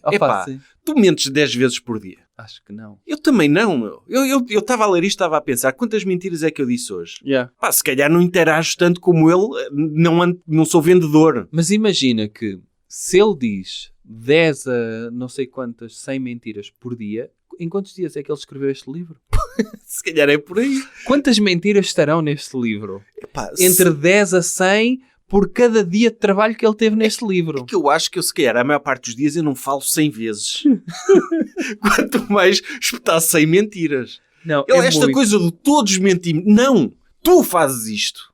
Sim. Não metas no teu saco de mentirosos, meu. E tu gostaste daquele exemplo que ele dá de... vocês têm de tornar a mentira mais credível. Por exemplo, vocês chegam ao trabalho e dizem estava um trânsito horrível. Não é credível. Vocês têm de especificar a mentira. E então ele dá um exemplo para tornar mais credível. Ele diz assim, desculpe o atraso, só quando cheguei aqui perto é que reparei que vinha de chinelos e tive de voltar a casa, tal é o foco no trabalho. Mas eu acho que isto é o contrário. Por mim, quanto mais específica a cena, mais provável é mentir. Pois é isso. Quando me vão contar uma grande história sobre uma coisa... E especificam-te muito, não é? Isto mostra que é o que ele faz. Aliás, eu revi há pouco tempo o Breaking Bad e sempre que o Walter White está a mentir à mulher, são coisas altamente específicas. Sim. E eu penso, não funciona assim. E, portanto, a desculpa ao trânsito é tu dizeste... Estavas a vir de chinelos para o trabalho. Qual é o nível de confiança que tu tens num colaborador que sai de casa de chinelos? É isso. E é quando tu estás a esforçar demasiado para te desculpar, é que cria desconfiança. Se tu disseres, olha, desculpa lá, estava trânsito. Sim. Está feito. Epá, e Podes depois... acreditar ou não. Eu dei um exemplo aqui de uma mentira altamente específica que resulta, que é, olha, desculpe lá, cheguei atrasado porque estive num bordel de Teletubbies. Pois é isso. Quem é que se ia dar ao trabalho de inventar isto Sim. para mentir? Até Tu devias ter dizes ao chefe, vergonha. olha, desculpe ter chegado atrasado, mas eu tenho um problema de disfunção erétil e só tenho ereções entre as 7h30 e as 7h38. E tive de aproveitar, a minha tesão mulher já do não mijo. estava em casa, era a tesão do mijo, e eu tinha uma boneca robótica que me chupa a pila de uma forma, você não imagina. E então é a hora que eu tenho para me vir, tá? Ok. Porque ele diz porque tem de ser pormenores, incómodos ou situações embaraçosas. É. Porque para a pessoa acreditar, ui, se este gajo teve a admitir que se esteve a masturbar com a tesão do Sim, mijo, sim, é porque sim. é verdade. Sim.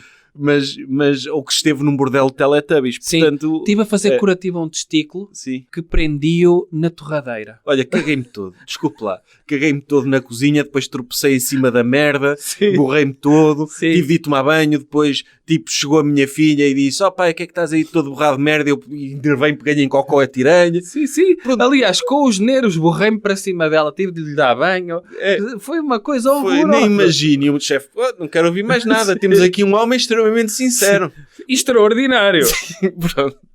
E depois, eu gosto da cena de quando é que uma mentira só tem sucesso? É quando você acredita nela ou quer mesmo acreditar pelo desejo de que seja verdade o que aconteceu ou que irá acontecer. E estas são as vítimas preferidas dos burlões. O desejo de que algo seja verdade faz com que não dê atenção aos sinais de alerta. Epá, eu acho que este podia ser o resumo deste livro. Eu acho que os leitores deviam estar bem atentos. Ele tem razão aqui. Ele tem razão. Ele tem razão. Porque convém estar atento aos sinais que podem indiciar que Alexandre Monteiro pode, eventualmente, ser um grande burlão. Imaginemos que tu compras um livro que diz aprenda a decifrar pessoas. Porque tu queres mesmo decifrar pessoas. E o livro ensina-te, usa conceitos de pseudociência para tu aprenderes a decifrar pessoas. Tu, como queres tanto saber decifrar pessoas, vais acreditar no que ele está a dizer. E eu acho que ele está completamente apostado que as pessoas são assim. E é aqui, lá está, as tais 100 vezes, 100 mentiras que ele conta por dia. Epá, pois... Deixa-me ver aqui o que é que tem mais. Ele aqui cita, a única vez em que ele cita especificamente um estudo, é o estudo de Nicholas Osterhoff e Alexander Todorov do Departamento de Psicologia da Universidade de Princeton.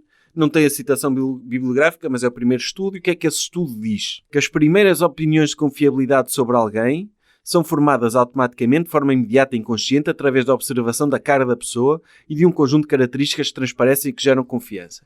Depois dá o exemplo de uma cara confiável, de uma cara não confiável. Sim. A cara não confiável é um gajo que tem aquela cara de filho da puta mesmo. Sim, sim, sim. E ele foi buscar uma fotografia boa. E pronto, isto só para dizer que é o primeiro estudo que ele cita. O primeiro e único estudo que ele cita. É nessa aí que ele dá uma técnica para causar boa impressão. De sorrir, saber sorrir. O parecer feliz, não é? O parecer feliz. A felicidade tem de ser demonstrada levantando e arqueando as sobrancelhas, mais uma vez, tornando as bochechas proeminentes e sorrindo. Eu estou a tentar fazer. Partilho consigo uma técnica que as celebridades usam para otimizar e tornar mais credível esta felicidade, entre aspas. Sorri e coloca a língua entre o palato ou o céu da boca, caso não percebas que é o palato, e a parte superior dos dentes. Este movimento pode parecer esquisito e estranho, mas tem um efeito poderoso.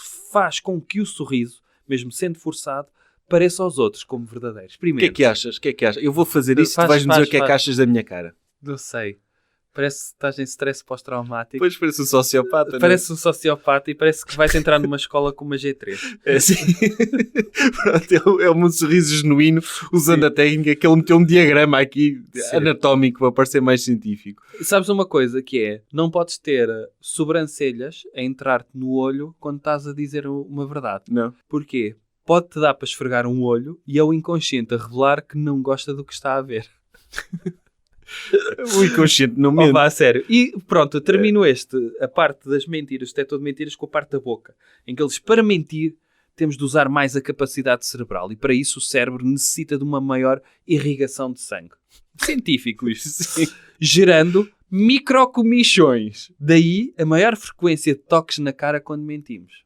Sabes? É isso mesmo. Bill Clinton estava-se a esfregar todo quando disse aquilo. Mas espera aí, olha este exemplo aqui. 4.4. Torne-se uma máquina da verdade. É o título. Primeira frase. Não existe nenhum sinal máquina ou técnica que confirma a mentira a 100%. Ou seja, é impossível. Tu tornaste uma máquina da verdade. É. E depois ele diz que é uma técnicas ensinadas pelos maiores especialistas mundiais. Quem? Não diz, Aham. mas usam estas técnicas.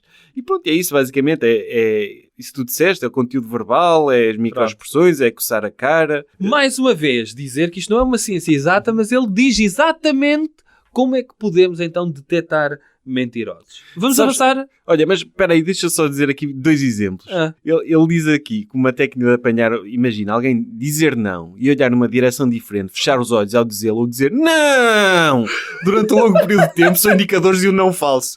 Ou seja, se tu perguntares a uma pessoa, olha, Bruno, tu estiveste no bordel Teletubbies e tu,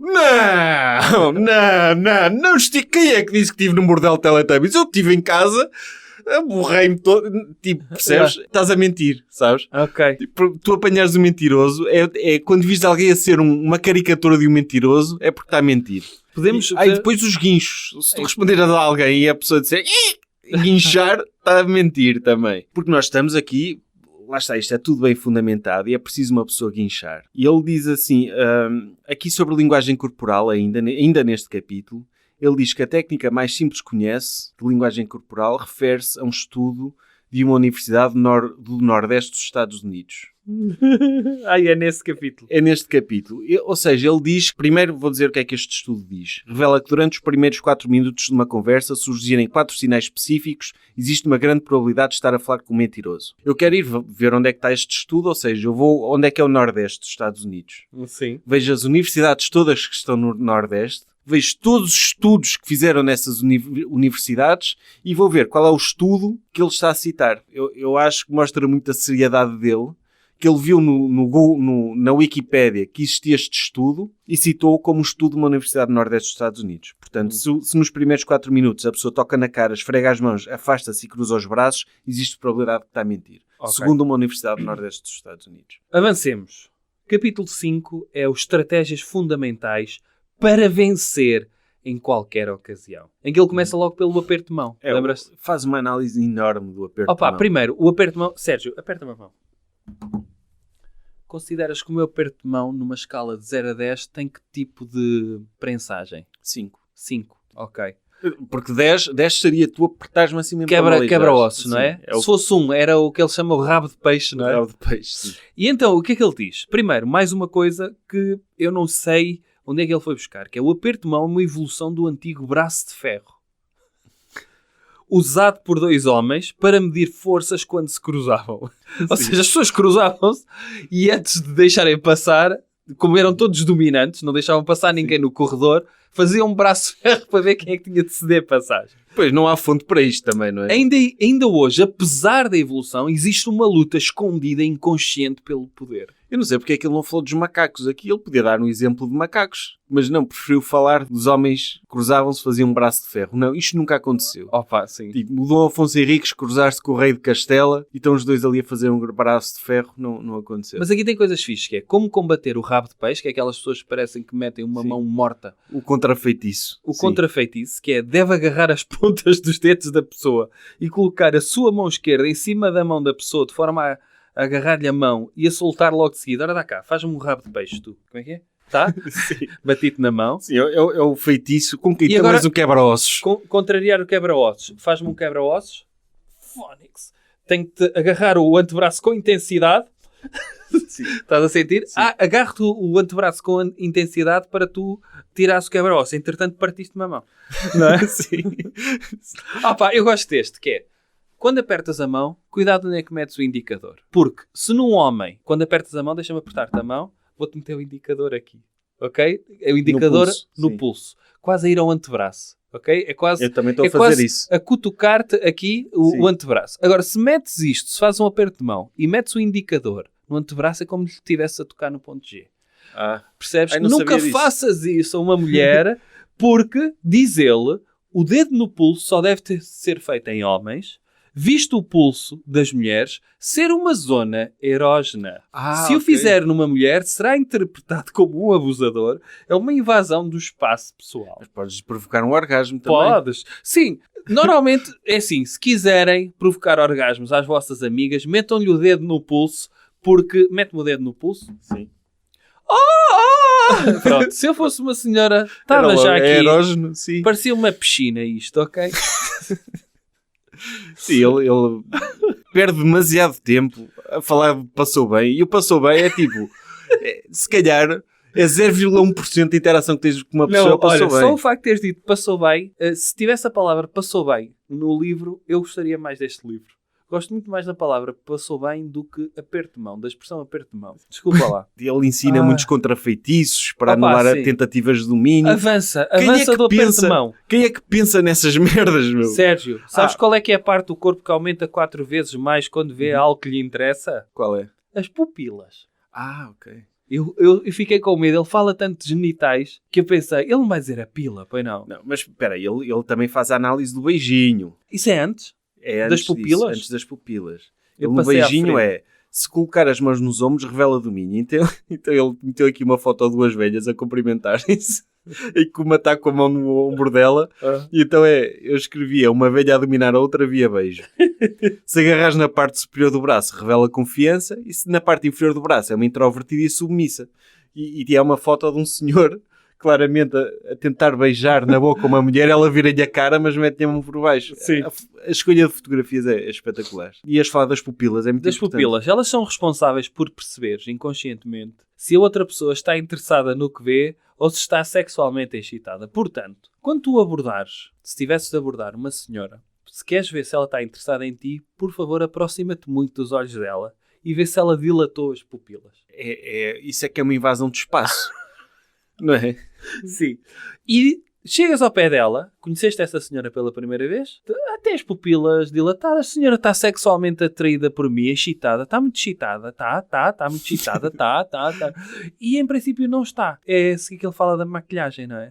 Das mulheres. Não, ele ensina também aqui, ainda não é da maquilhagem, ele ensina a olhar nos olhos, a olhar para a testa e não sei o quê, sim, fixar. essa parte. E ele também, da mesma forma que ele ensinou o botão de play das pessoas, que é virar Inclinar a cabeça de lado, ele ensina a forma perfeita para terminar interações, que é quantas vezes lhe aconteceu querer terminar uma conversa e não fazer por não querer ser inconveniente ou parecer mal educado. Agora tem a solução. Olhe para o centro da testa da pessoa. Funciona como um quebrar subliminar da ligação e a pessoa sentirá uma vontade inconsciente de terminar a relação. Ou seja, é o botão stop. Olhas para o stop porque de repente estás a falar com alguém e a pessoa está-te a olhar para cima da testa e tu ficas desconfortável. Por isso simplesmente olha, este gajo deixou de olhar para mim, está a olhar tipo robô para cima da minha testa. Não é um botão de stop, não é inconsciente. Eu também posso ser especialista de decifrar pessoas. Estás a falar com um gajo, estás farto que esse gajo fale. Olha, viras as costas, vais-te embora. É isso. Não, e sobretudo, mais uma vez, Alexandre Monteiro tem uma linguagem também pouco inclusiva, que é não diz nada de pessoas que olham nos olhos que sofrem de estrabismo. Nada. Bola. Portanto, quem tem maior vantagem nas relações interpessoais em termos de linguagem não verbal são manetas, pernetas, pessoas estrábicas, todas essas têm. E corcundas. Corcundas não têm, estão sempre a mentir, porque têm um ombro levantado. Opa, a parte da maquilhagem eu gosto, porque sempre que ele entra no campo pessoal, ou sempre que ele entra a falar de uma mulher, parece-me blogs de incels a falarem de senhoras. Pois é. As mulheres que usam maquilhagem podem usá-la a seu favor nas relações profissionais ou pessoais. Basicamente, gajas, vocês não precisam ter talentos. Usem maquilhagem. Que vocês vão lá é por serem bué bonitas. Percebem? Se quiserem ser percebidas como mais profissionais, devem maquilhar mais a zona dos olhos.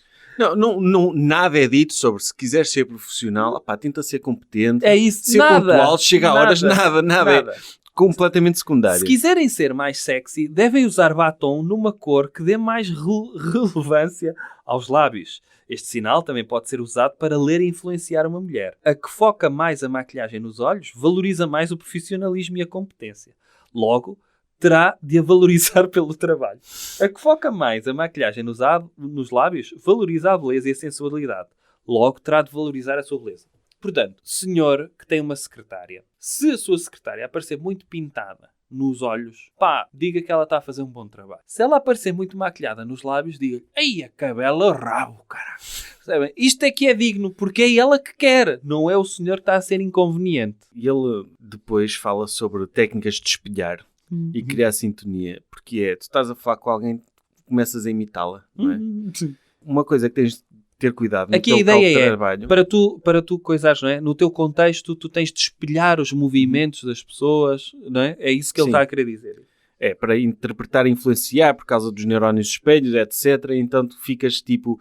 Imagina, alguém está a falar contigo, mexe na cara e tu mexes na cara. Yeah. E é basicamente, imagina, duas pessoas que saibam esta técnica podem estar ali a imitar-se até ao infinito. E já ninguém sabe saber quem é que está a imita imitar. Exato. É, pode acontecer no... Então, mas ele diz que é preciso ter cuidado com o sorriso, porque sorrir revela um bom estado emocional e também é contagioso. Quando nos sorriem, a tendência é responder da mesma forma. Sorrir significa que a pessoa não é uma ameaça, por isso é agradável e responde da mesma forma. É como dizer, eu também não sou uma ameaça. Mas, atenção! No local de trabalho, sorrir muito fará com que seja percebido como mais submisso. Rir muito como descomprometido e irresponsável. Isto são somente percepções, mas influenciarão inconscientemente na altura de escolher quem promover. Ou seja, não te rias no local de trabalho que nem um palhaço. Não me faças isso, meu. Não, vais ser percebido como quê? Como um palhaço, não é? As mulheres são melhores no espelhamento que os homens. É verdade. Fazem-no quase naturalmente devido a uma capacidade inata na leitura dos sinais não verbais e a não possuírem um comportamento que é inato nos homens. O sentimento do constante desafio e necessidade de mostrar força. É inato isto? É. Qual é a fonte disto? Mais uma vez, macacos. É. Ele... É isso. É. Pronto, depois tem o capítulo das relações profissionais. As relações profissionais. É. Que começa logo com andar rápido transmite uma imagem de desorganização, desespero e insegurança. Solução, não ande nem devagar nem depressa. Ambas as maneiras são prejudiciais para a sua imagem. E é aqui que nas relações profissionais ele vai falar do que é ser líder, não é? É. E eu gosto da cena do... Para confirmar ou identificar o líder do grupo, o melhor é observar se apresenta a maioria dos sinais não verbais seguintes. Sorrir pouco é o primeiro. Não, espera. É o que se senta mais vezes à cabeceira da mesa. Lá está, se tu fores o chefe... Vais-te sentar aí, não é? Exatamente. Coloca os cotovelos em cima da mesa. No escritório, em restaurantes ou em reuniões, senta-se virado para a porta. Ele elogia muito o manspreading, que é quanto mais tiveres as pernas abertas, mais espaço estás a ocupar, logo mais dominante és. Isto para homens. Para homens. As mulheres têm de chegar os pés à frente, lembras-te? Sim. Não abra as pernas, senhora, senão vai parecer uma quenga, vá. Pois. Não é? O Alexandre Monteiro faz muito isto. Sim, as posturas mais adequadas a um líder são sorrir pouco, não é? Olha, parecer frágil torna um alvo. Porquê? Porque são os mais frágeis, oferecem menos resistência. O mesmo acontece nas interações diárias. Temos uma maior tendência a atacar aqueles que oferecem menos resistência. Por este motivo é que sou sempre o mesmo sacrificado, estão sempre a enganar-me, já é a terceira vez que me assaltam, não me respeitam no local de trabalho e muitas outras afirmações. Ou seja, ele está a culpar a vítima aqui. Sim. Se te assaltam muitas vezes, se te tratam mal... Tu tens de perceber o que é que tu fizeste mal. Pareceste demasiado frágil para as pessoas. É. Não Tens de pode parecer ser. mais. Por exemplo, para seres mais alto, mete as sobrancelhas para cima. Sim.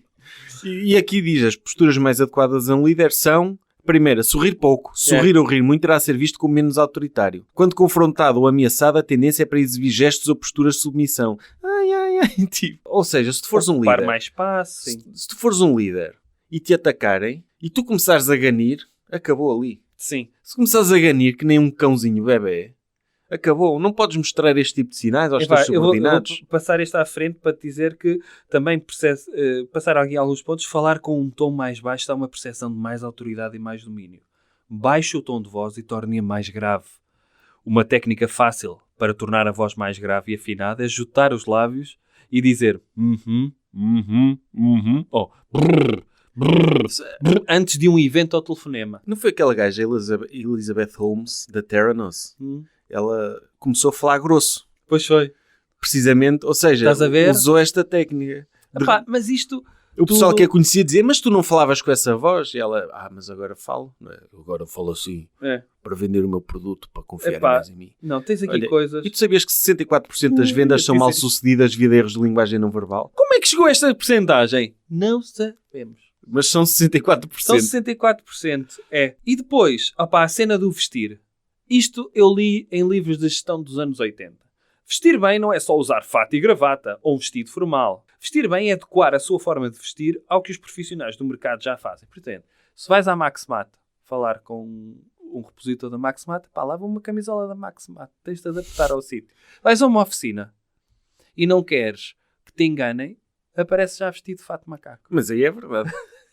Aí o mecânico vai pensar duas vezes antes de vender alguma coisa.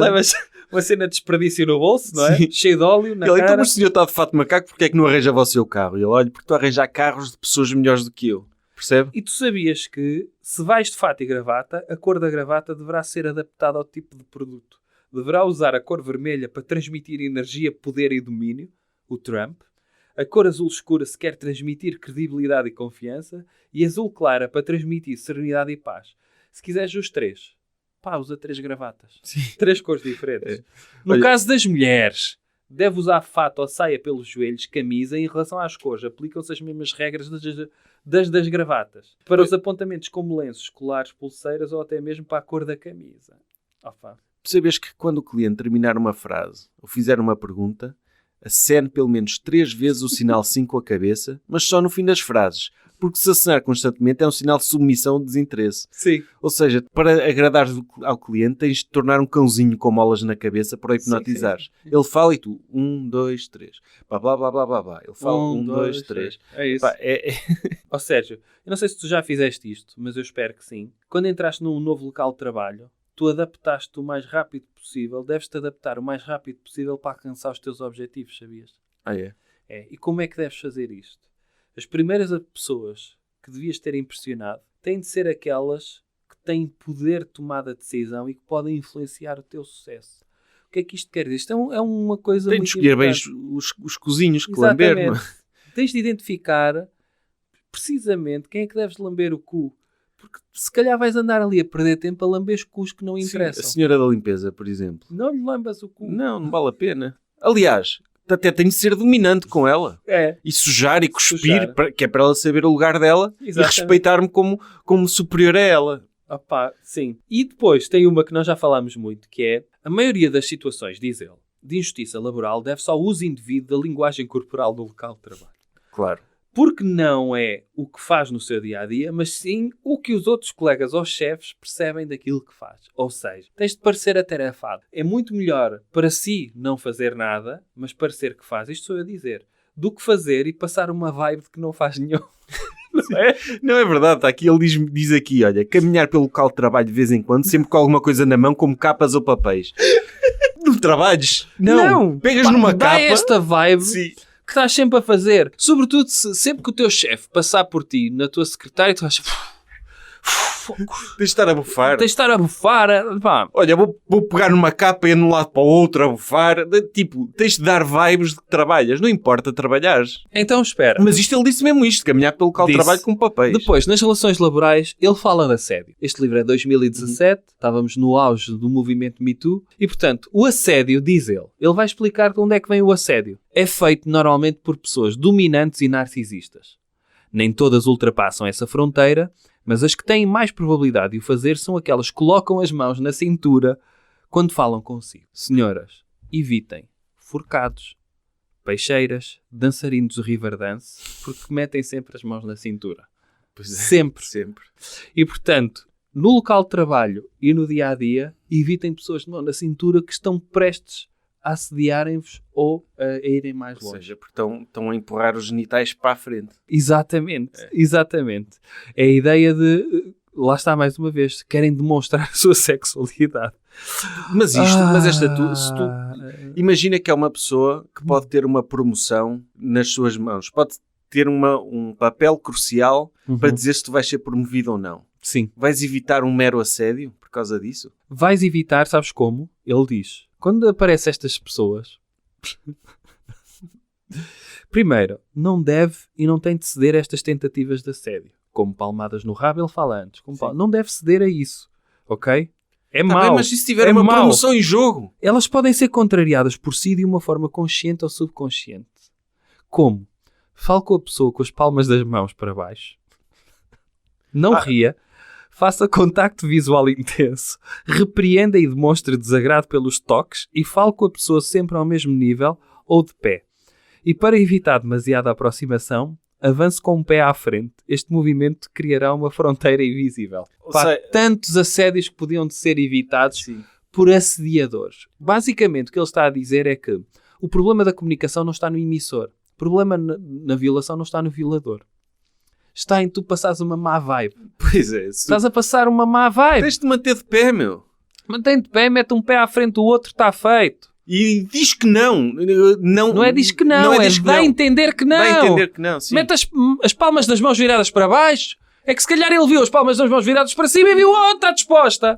Está aqui um progressista.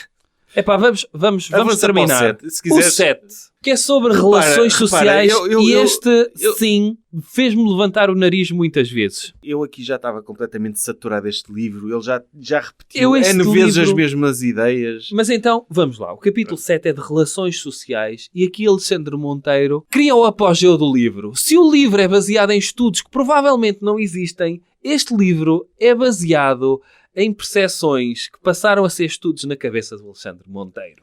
E ele escreve-o não do presente, mas de um passado muito longínquo. Se este livro fosse escrito no século XIX, eu pensava, faz sentido. As pessoas daquela altura pensavam assim. Ele vai falar das relações entre homens e mulheres. E são as únicas relações que existem para Alexandre Monteiro. Começa a falar de sedução. De sedução. Não, ele atrás falou relação cliente-vendedor. Não. Mas estou a falar de relacionamentos amorosos. Amorosos, sim. Só existem entre homem e mulher. E ele diz logo porquê. Existe uma grande diferença entre o homem e a mulher no que diz respeito à sedução. Desde os tipos de sinais não verbais que emitem quando estão disponíveis, como percebem e fazem o processo de sedução, até os tipos de sinais que procuram de forma a perceber que se trata de um bom parceiro. E ele diz categoricamente isto. O homem procura uma mulher que demonstre ser uma boa procriadora. Portanto, um gajo olha para uma gaja e diz: esta tipa vai parir filhos. Anca parideira. Anca parideira. É assim que os gajos olham para as gajas.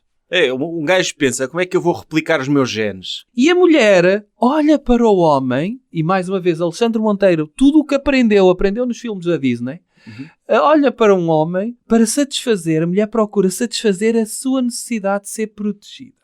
O homem olha para a mulher, olha, esta vai ajudar-me a propagar os meus genes e a criar mini-eus para a minha testosterona continuar espalhada pelo mundo. A mulher olha para o homem, olha, este vai-me comprar coisas da Zara. Exatamente. E está a fazer uma casa muito grande, um castelo para eu estar lá dentro, protegida de ladrões. E tu estás farto de mencionar que este livro é baseado em estudos. O Alexandre Monteiro viu macacos a fazer e eu acho que ele próprio é um orangotango a escrever. Neste caso. Porquê? O que é que faltou aqui? O que é que um homem procura noutro homem? Pila, não é? Pronto, mas será que ele procura? Ele vê outro homem e diz: oi, isto está mal, eu queria uma mulher para procriar, mas estou-me a sentir atraído por um homem. Então será que ele vai procurar? Percebes? E depois, o que é que uma mulher procura noutra mulher? Eu tenho a necessidade de ser protegida. Mas é outra mulher. E se a outra mulher tem necessidade de ser protegida? Ninguém protege ninguém. Portanto, para o Alexandre Monteiro, por esta lógica, é impossível uma mulher poder relacionar-se com outra mulher e um homem relacionar-se com outro homem. Mas tu foste logo ao extremo do woke. Eu acho que pelo meio... woke? Sim. Isto não é nada woke. Não. Foste logo ao extremo e casais gays. Casais de pessoas do mesmo sexo. Eu até vou antes disso. Casais heterossexuais que... Não querem ter filhos. Não querem ter filhos. Ou casais heterossexuais em que ela ganha mais do que ele. Sim. Em que ela não precisa de ser protegida por ninguém. Pois. Em que ela é lutadora de MMA. Por exemplo. E ele é repositor do continente. Falta aqui muita diversidade. Falta muita diversidade, sim. Eu depois fui woke, é verdade. Foste logo ao extremo. Fui ao extremo porque de repente só existem estes dois tipos de relacionamentos, não é? Mas e os homens procuram mulheres com ancas. Espera, a ideia... E ele diz, a linguagem corporal é o mais importante na sedução. E ele diz, claro que uma boa condição financeira e a aparência da pessoa, como ser magra, alta, musculada, ter a cara simétrica, entre muitas outras características naturais pelas quais se define beleza, são importantes, ok? Mas caso o senhor não tenha a cara simétrica, não seja alto, não seja musculado, tem aqui boas dicas de sucesso na sedução. Por acaso não tem? Pois não. Por acaso o que ele faz faz aqui uma espécie de retrato daquelas situações básicas de engate de discoteca, mas que ajuda a perceber os sinais. Como é que perceber que um homem está interessado? O homem fica um pavão. Basicamente é isso. Um homem fica a falar muito alto, a dizer piadas, a dançar. O homem fica um pavão. E ela começa a mexer muito no cabelo, começa a olhar muito. Ou seja, todo o tipo de clichês que vocês já viram em filmes ou que se parte à partida do clichê, estão todos aqui. A ideia é, ele parte nesta coisa da sedução para arranjar o amor. Não é para uma one night stand, é para arranjar o amor. Mas para encontrares o amor, tens de parecer um robô para mostrar-te disponível e para leres a disponibilidade das outras pessoas. Mas a questão é essa. Ele não diz nada sobre engate. Não. Como é que eu me torno melhor? E ainda bem que não vai por aí, porque também já há muito livro da pizza escrito sobre isso. Este não é mais um. Mas eu acho piada aqui que ele diz: os homens têm tendência a ser mais distraídos, o que faz delas mais criativas para captar a atenção. Então ele faz aqui um relambório de instruções para uma mulher dar a entender a um homem que está interessada. Então eu vou ler. Tu vais à mulher. Sim, vou à mulher. Primeiro. Okay. Porque eu achei mais piada. O homem é básico. Não, o homem... Então deixa-me só dizer o homem. Para demonstrar domínio deve estar em boa forma física, adotar posturas abertas, falar num tom mais grave, em grupos andar à frente e no meio dos seus amigos. E o estatuto social é percebido pelo seu tipo de roupa que usa, o carro que conduz, relógios, malas ou outros objetos. O carro que conduz mata logo aí alguém. Quanto mais caros ou de melhores marcas são, maior estatuto social lhe vão reconhecer. Ou seja, ele está a dar dicas para tu atraires uma mulher fútil, não é? E depois a confiança pode ser transmitida pelo sorriso e mostrando as mãos. A inteligência, eu gosto desta, pode ser otimizada pelo uso de gestos de avaliação, como colocar a mão no queixo e fazer pausas ao falar, como se estivesse a refletir. Se usa óculos, opte pelos de massa pretos. No andar e na movimentação dos braços, quanto mais se movimentar, mais destreza lhe irão reconhecer. Mas não abuse! Opa! Óculos de massa pretos. Eu não sei o que é dizer em relação a isto, porque é só triste aqui. Mas ele, para a mulher, é mais engraçado para mim. Que ele diz: olha, como é que a mulher mostra a um homem que está interessada? Olhe disfarçadamente até ser notada. Depois desvia o olhar por instantes. Exiba os pulsos. Cruza e descruza as pernas, apontando o joelho para ele. Toque nos seus lábios. Olhe para ele nos olhos, a primeira vez durante 5 segundos, e baixe o olhar. E olhe novamente nos olhos, adote uma postura semelhante à dele. Incline a cabeça e exponha o pescoço ligeiramente. Incline-se para ele. Faça sinais de escuta, como acenar com a cabeça e usar sons de confirmação. Olhe para os lábios dele. Foque-se nele e faça o teste do toque. Experimente tocar na mão e no braço e repare se ele aceita ou se afasta. Toque-lhe na cara ou peça para cheirar o perfume dele. Arranje-lhe a gola de camisa ou a gravata e, para testar se a sedução está no bom caminho, toque-lhe nos lábios. A determinada altura, só se ele for mesmo burro. Opa, sim. Mas ela também não tem boca, ela não pode falar. Em vez de estar a fazer estas macacadas todas, sim. Ai, deixa-me ver o teu perfume. Ai, eu agora vou mostrar o joelho. Ai, agora vou-te imitar. Ai, agora vou mostrar o pescoço. Opa, diz-lhe. Sim. Diz-lhe. Opa, é a cena dos homens. Eu acho fixe que é... Eles ficam corados, mas depois incham o peito, afastam os pés, dão toques nos amigos, pá, ficam brincalhões. Eu adoro esta cena. Mudam a postura. Pá, não sei, só falta... Metem-lhe a pila na boca para ver se ela aceita, não é? Mas, pá, estava a brincar, meus amigos, pá. Eu não consigo sequer conceber alguém ler isto e dizer: era assim. Tão simples. Não é. Pronto, o gajo é um ladies man. Nota-se. Não é. Não é porque só alguém que nunca na vida... Para mim é. Achas? Acho que ele acha que... Achas que alguém que escreve isto tem algum tipo de game? Não. Eu estou a falar, não tem. Não tem. E tu sabias, sério, podias não saber, mas sabias que a mulher de lábios grossos é mais sensual e a de lábios finos é mais inibida? Fonte? Não sei. Está lá no livro. A mulher de lábios grossos. Opa, pronto. Depois, a vida em casal, dá para perceber como é que funciona. Sabes isso? Em primeiro lugar, como é que dão as mãos? Se derem as mãos entrelaçadas, têm muita proximidade. Se derem as mãos sem serem entrelaçadas, cuidado, têm um problema. Quando se abraçam, não é? Quando andam na rua abraçados, se o homem mete a mão por cima, é dominante. Se vão lado a lado, em termos abraçados, são iguais. Se é ela que põe a mão por cima, é ela que é dominante. Ele esquece de uma coisa engraçada aqui, que é genética. Ele pode ser mais alto que ela pode ser mais alto que ele, e de repente o abraçar... Não pode. Como é? Está bem, para ele não, ok. Sim. Mas não a ideia pode ser mais alta que ele. Ergonomicamente, ele não pensou no andar abraçado na rua, certo? Nunca na vida uma mulher escolheria um homem mais baixo. Nunca! Porque nunca se sentiria protegida, Bruno. Sim, é verdade, tens razão. Depois, quem é que é mais dominante no casal, Sérgio? Sabes? Vê-se pela forma do lado da cama em que dormem. Se alguém dormir do lado da porta, é o dominante da relação. Sabes porquê? É do lado da porta que vêm os perigos. E, portanto, a pessoa, quando escolhe o lado da porta, quer dizer que está pronto para proteger aquela relação de todos os perigos. Esqueceu-se. Há pessoas que mijam mais durante a noite. Também é isso. E do lado da porta. Pode Mas- ser o sítio mais rápido para sair para não incomodar a Mas outra mijar pessoa. muito também é um sinal de dominação, não é? Os macacos Ah, sim. não marcavam território assim. Aliás, mas desse lado eu ficava do lado da porta, mijavam em cima do parceiro para dizer isto é meu. Pois. Não é? Pá! É. Ih, pá, fogo! Falta O vale é que isto. está quentinho, não é? Sim, tens de deixar o teu cheiro das tuas feromonas pá, em cima do fogo. teu parceiro. Sim. Opa, pelo amor de Deus. Opa, E depois, ele não termina com a cena dos filhos? Sim, esse capítulo termina com como tu estabeleceres a tua dominação em relação aos filhos. Em primeiro lugar, os Espera aí, filhos... deixa-me só dizer aqui um sinal de que uma relação não está mal. Tens de estar atento a estes sinais. Sim. São as alterações ao comportamento normal ou à linha base sem uma explicação clara e evidente. Como ir trabalhar mais vezes, até mais tarde, ou a diferentes horas, gastar mais tempo em hobbies sozinho, sentir cheiros de perfume ou sabonetes diferentes, comprar roupa interior nova sem o seu conhecimento, começar a usar novas palavras ou calão de repente e sem razão aparente. Ou seja, se o vosso marido ou mulher começar a dizer bué muitas vezes, E não dizia antes. e não dizia antes, ou se começar a cheirar outros perfumes, pá, estejam atentos. Estejam atentos. Estejam atentos, sim. Opá, isto não há nada de errado nisto. Sim. Mas sim, tens de estar atentos a alterações de comportamento. Sim. Mas podes perguntar, podes comunicar. É importante num casal. E então, este capítulo... É sobre o- liderança parental. Eu adoro esse basicamente tu não és pai, és o líder parental. E o que ele diz é, ele tem como termo. Os máxima... teus filhos são os teus colaboradores.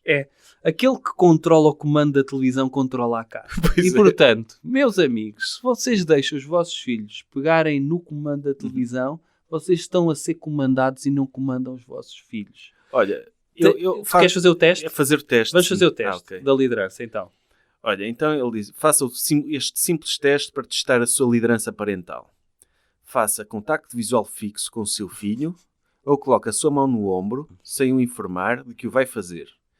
Se ele não desviar o olhar ou não aceitar a sua mão no ombro, então poderá não reconhecer como dominante. Trata o teu filho como um cão. É. Se o teu filho mijar ou não der, bate-te com o jornal. Ou pegas na cabeça do filho e esfregas no mijo dele, que é para ele perceber que errou. Percebes? Depois, há outra que ele diz também que eu gosto muito, que é quando estás a brincar às lutas, ganha a maior parte das vezes para eles perceberem que não podem.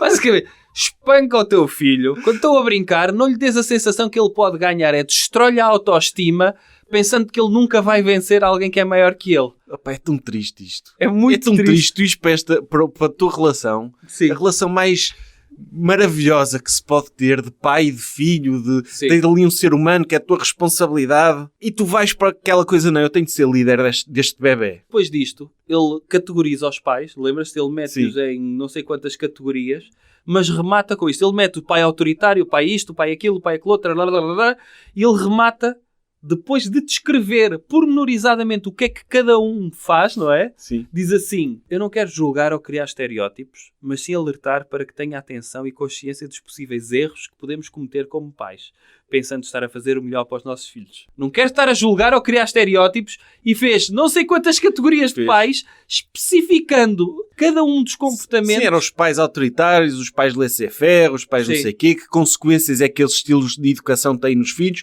Faz aí uma série de características e depois diz, sim, não façam isso. Afinal, o capítulo não termina com isto. Não, Termina não. com a melhor cena. Que é Tu provavelmente... avaliares. O livro é um enchimento de chouriços e eu se me tivesse para dar ao trabalho, provavelmente muita coisa desta há de ser plagiado de artigos do BuzzFeed ou uma coisa assim. Então ele ensina a avaliar pessoas pelas fotografias de perfil nas redes sociais. Eu meti duas aqui, É. que eu gostei. Se tiveres de casal, e o que significa? Por exemplo, casal, o elemento que publica a fotografia de casal nas redes sociais revela necessidade de proteção ou tendência para ciúmes. Óculos de sol, pessoa que quer ver É tudo esse. mas não quer ser vista. E para aquele pessoal que chega que tem fotografias de óculos de sol no carro, Poderá é isto. revelar também timidez. Não me Sim. parece o caso. Ele mete aqui a fotografia do Bruce Willis. Eu gosto do duckface, que é uma coisa datada, não é? Mas ele diz, quem faz duckface é a pessoa que quer parecer bonita, atraente e sexy. Pode ter algumas dúvidas em relação ao seu valor e poderá revelar baixa autoestima. Ele andar no Facebook. Ele tem nichas chouriços neste livro. E ele anda pelo Facebook a ver fotografias de perfil. E mais a tentar... uma vez, ele faz não sei quantos. Como é que ele termina? Lembre-se, são pistas e não certezas. Através destas pistas deve questionar e pesquisar mais sobre a pessoa de forma a verificar e fundamentar a avaliação. Então não faças avaliações, caralho! Exato, ele em cada uma delas tem celebridades a ilustrar. Sim. Por exemplo, beios materiais. Se mostra os beios materiais e tem o Jerry Seinfeld dentro de um carro. Opa, sério. Necessidade é que o Seinfeld tinha disso. Eu tenho quase a certeza que o gajo plagiou isto de algum lado.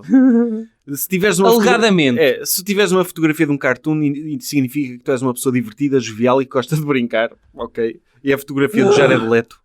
Metade da cara, pessoa calculista e com tendência para ser problemática. Yeah. Ok. E pronto, é isto. Ele depois termina, esta parte é extremamente longa, ele fala sobre como parecer mais sexy em fotografias, como fazer enquadramentos. E Ele fala isto até nas relações profissionais, como ter uma boa foto no LinkedIn, não é? Sim. Ou no currículo. É no currículo.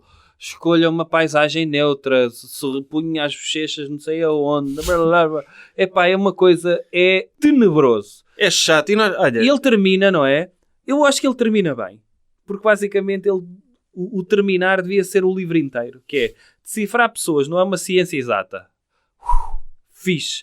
Foca-se no estudo da comunicação não verbal, analisando as expressões faciais, os gestos, o tom de voz, a velocidade, o volume, um conjunto de movimentos e de posturas, a forma de manusear os objetos e o ambiente do indivíduo, descodificando-os o mais exatamente possível, errado, mediante o contexto, e assim decifrando os possíveis significados de cada um desses sinais não verbais. Este livro devia ser o levantamento de possibilidades sem qualquer conclusão. pois, mas antes disso, ele diz parabéns, neste momento sabe mais do que 90% da população mundial. Está no 3º nível de mestria em decifrar pessoas. Só por ter lido esta merda. Que é, eu li isto, cheguei aqui, Foda-se. eu e tu sabemos mais que 90% das pessoas. Eu sinto que não. Eu sinto que não, sinto que perdi o meu tempo. Eu sinto que perdi o meu tempo também. Não, quer dizer, não perdi o meu tempo porque nós lemos isto com um objetivo específico. Era analisar o livro e comentá-lo aqui. Mas agora também fizemos as pessoas perderem cerca de 2 horas ouvirem-nos falar sobre um livro que odiamos. Pronto, sim. E este sim é terrível. Este é um livro da pizza.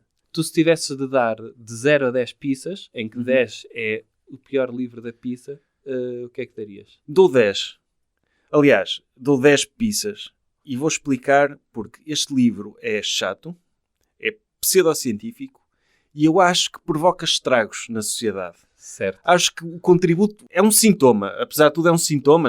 Este livro não provocou problema nenhum. Mas esta sociedade virada para o superficial e esta ideia de que temos... cientificar, o superficial, no fundo, não é? Que temos de dominar outros e que temos de ser e que toda a vida é um jogo em que temos de estar por cima e outros por baixo. Isto é um sintoma de algo que vai mal com a sociedade.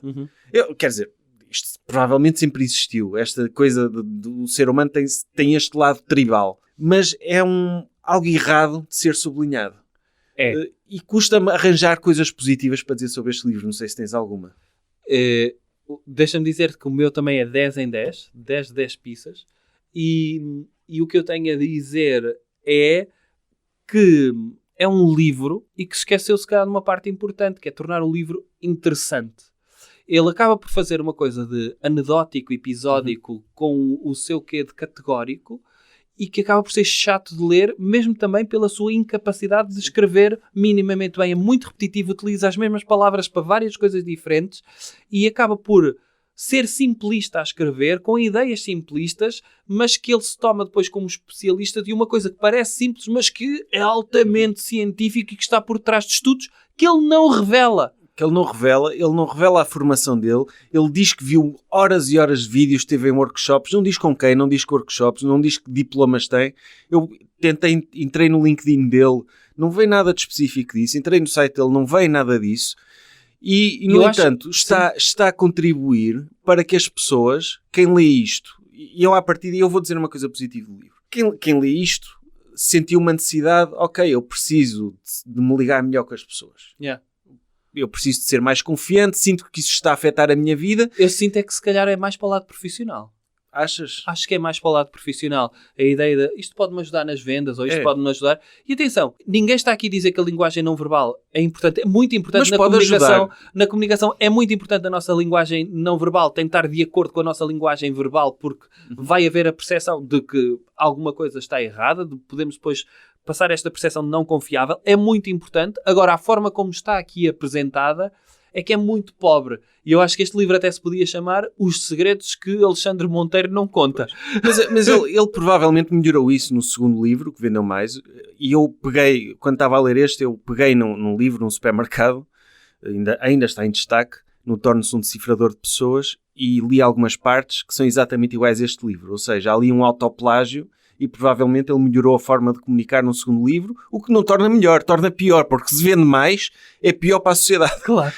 Mas eu acho que uma pessoa que tenha problemas de confiança, por exemplo, e que tenha dificuldades em falar em público, que leia este livro e se servir para ela ter uma postura mais confiante, que ande mais de cabeça erguida, que não seja tão tímida, que se coloque no mundo e que pode ter esse efeito positivo. Não faz mal, mas também não faz bem. Exatamente. Ok. E eu agora, se quer, terminamos com um exemplo concreto da incompetência do Alexandre Monteiro, um hilariante, porque ele usa muito o Facebook, ele é também um influencer, e ele pega imagens das notícias, analisa comportamentos dos políticos e não sei o quê. E quando o Will Smith mandou um murro ao Chris Rock nos Oscars do ano passado... Uma chapada, sim. O Alexandre Monteiro fez um post a explicar, através da análise da linguagem corporal que ele fez, que aquilo tinha sido tudo combinado. Ou seja, aquele momento não foi espontâneo, não foi o Will Smith que se passou com o Chris Rock, foi uma coisa que eles combinaram nos bastidores.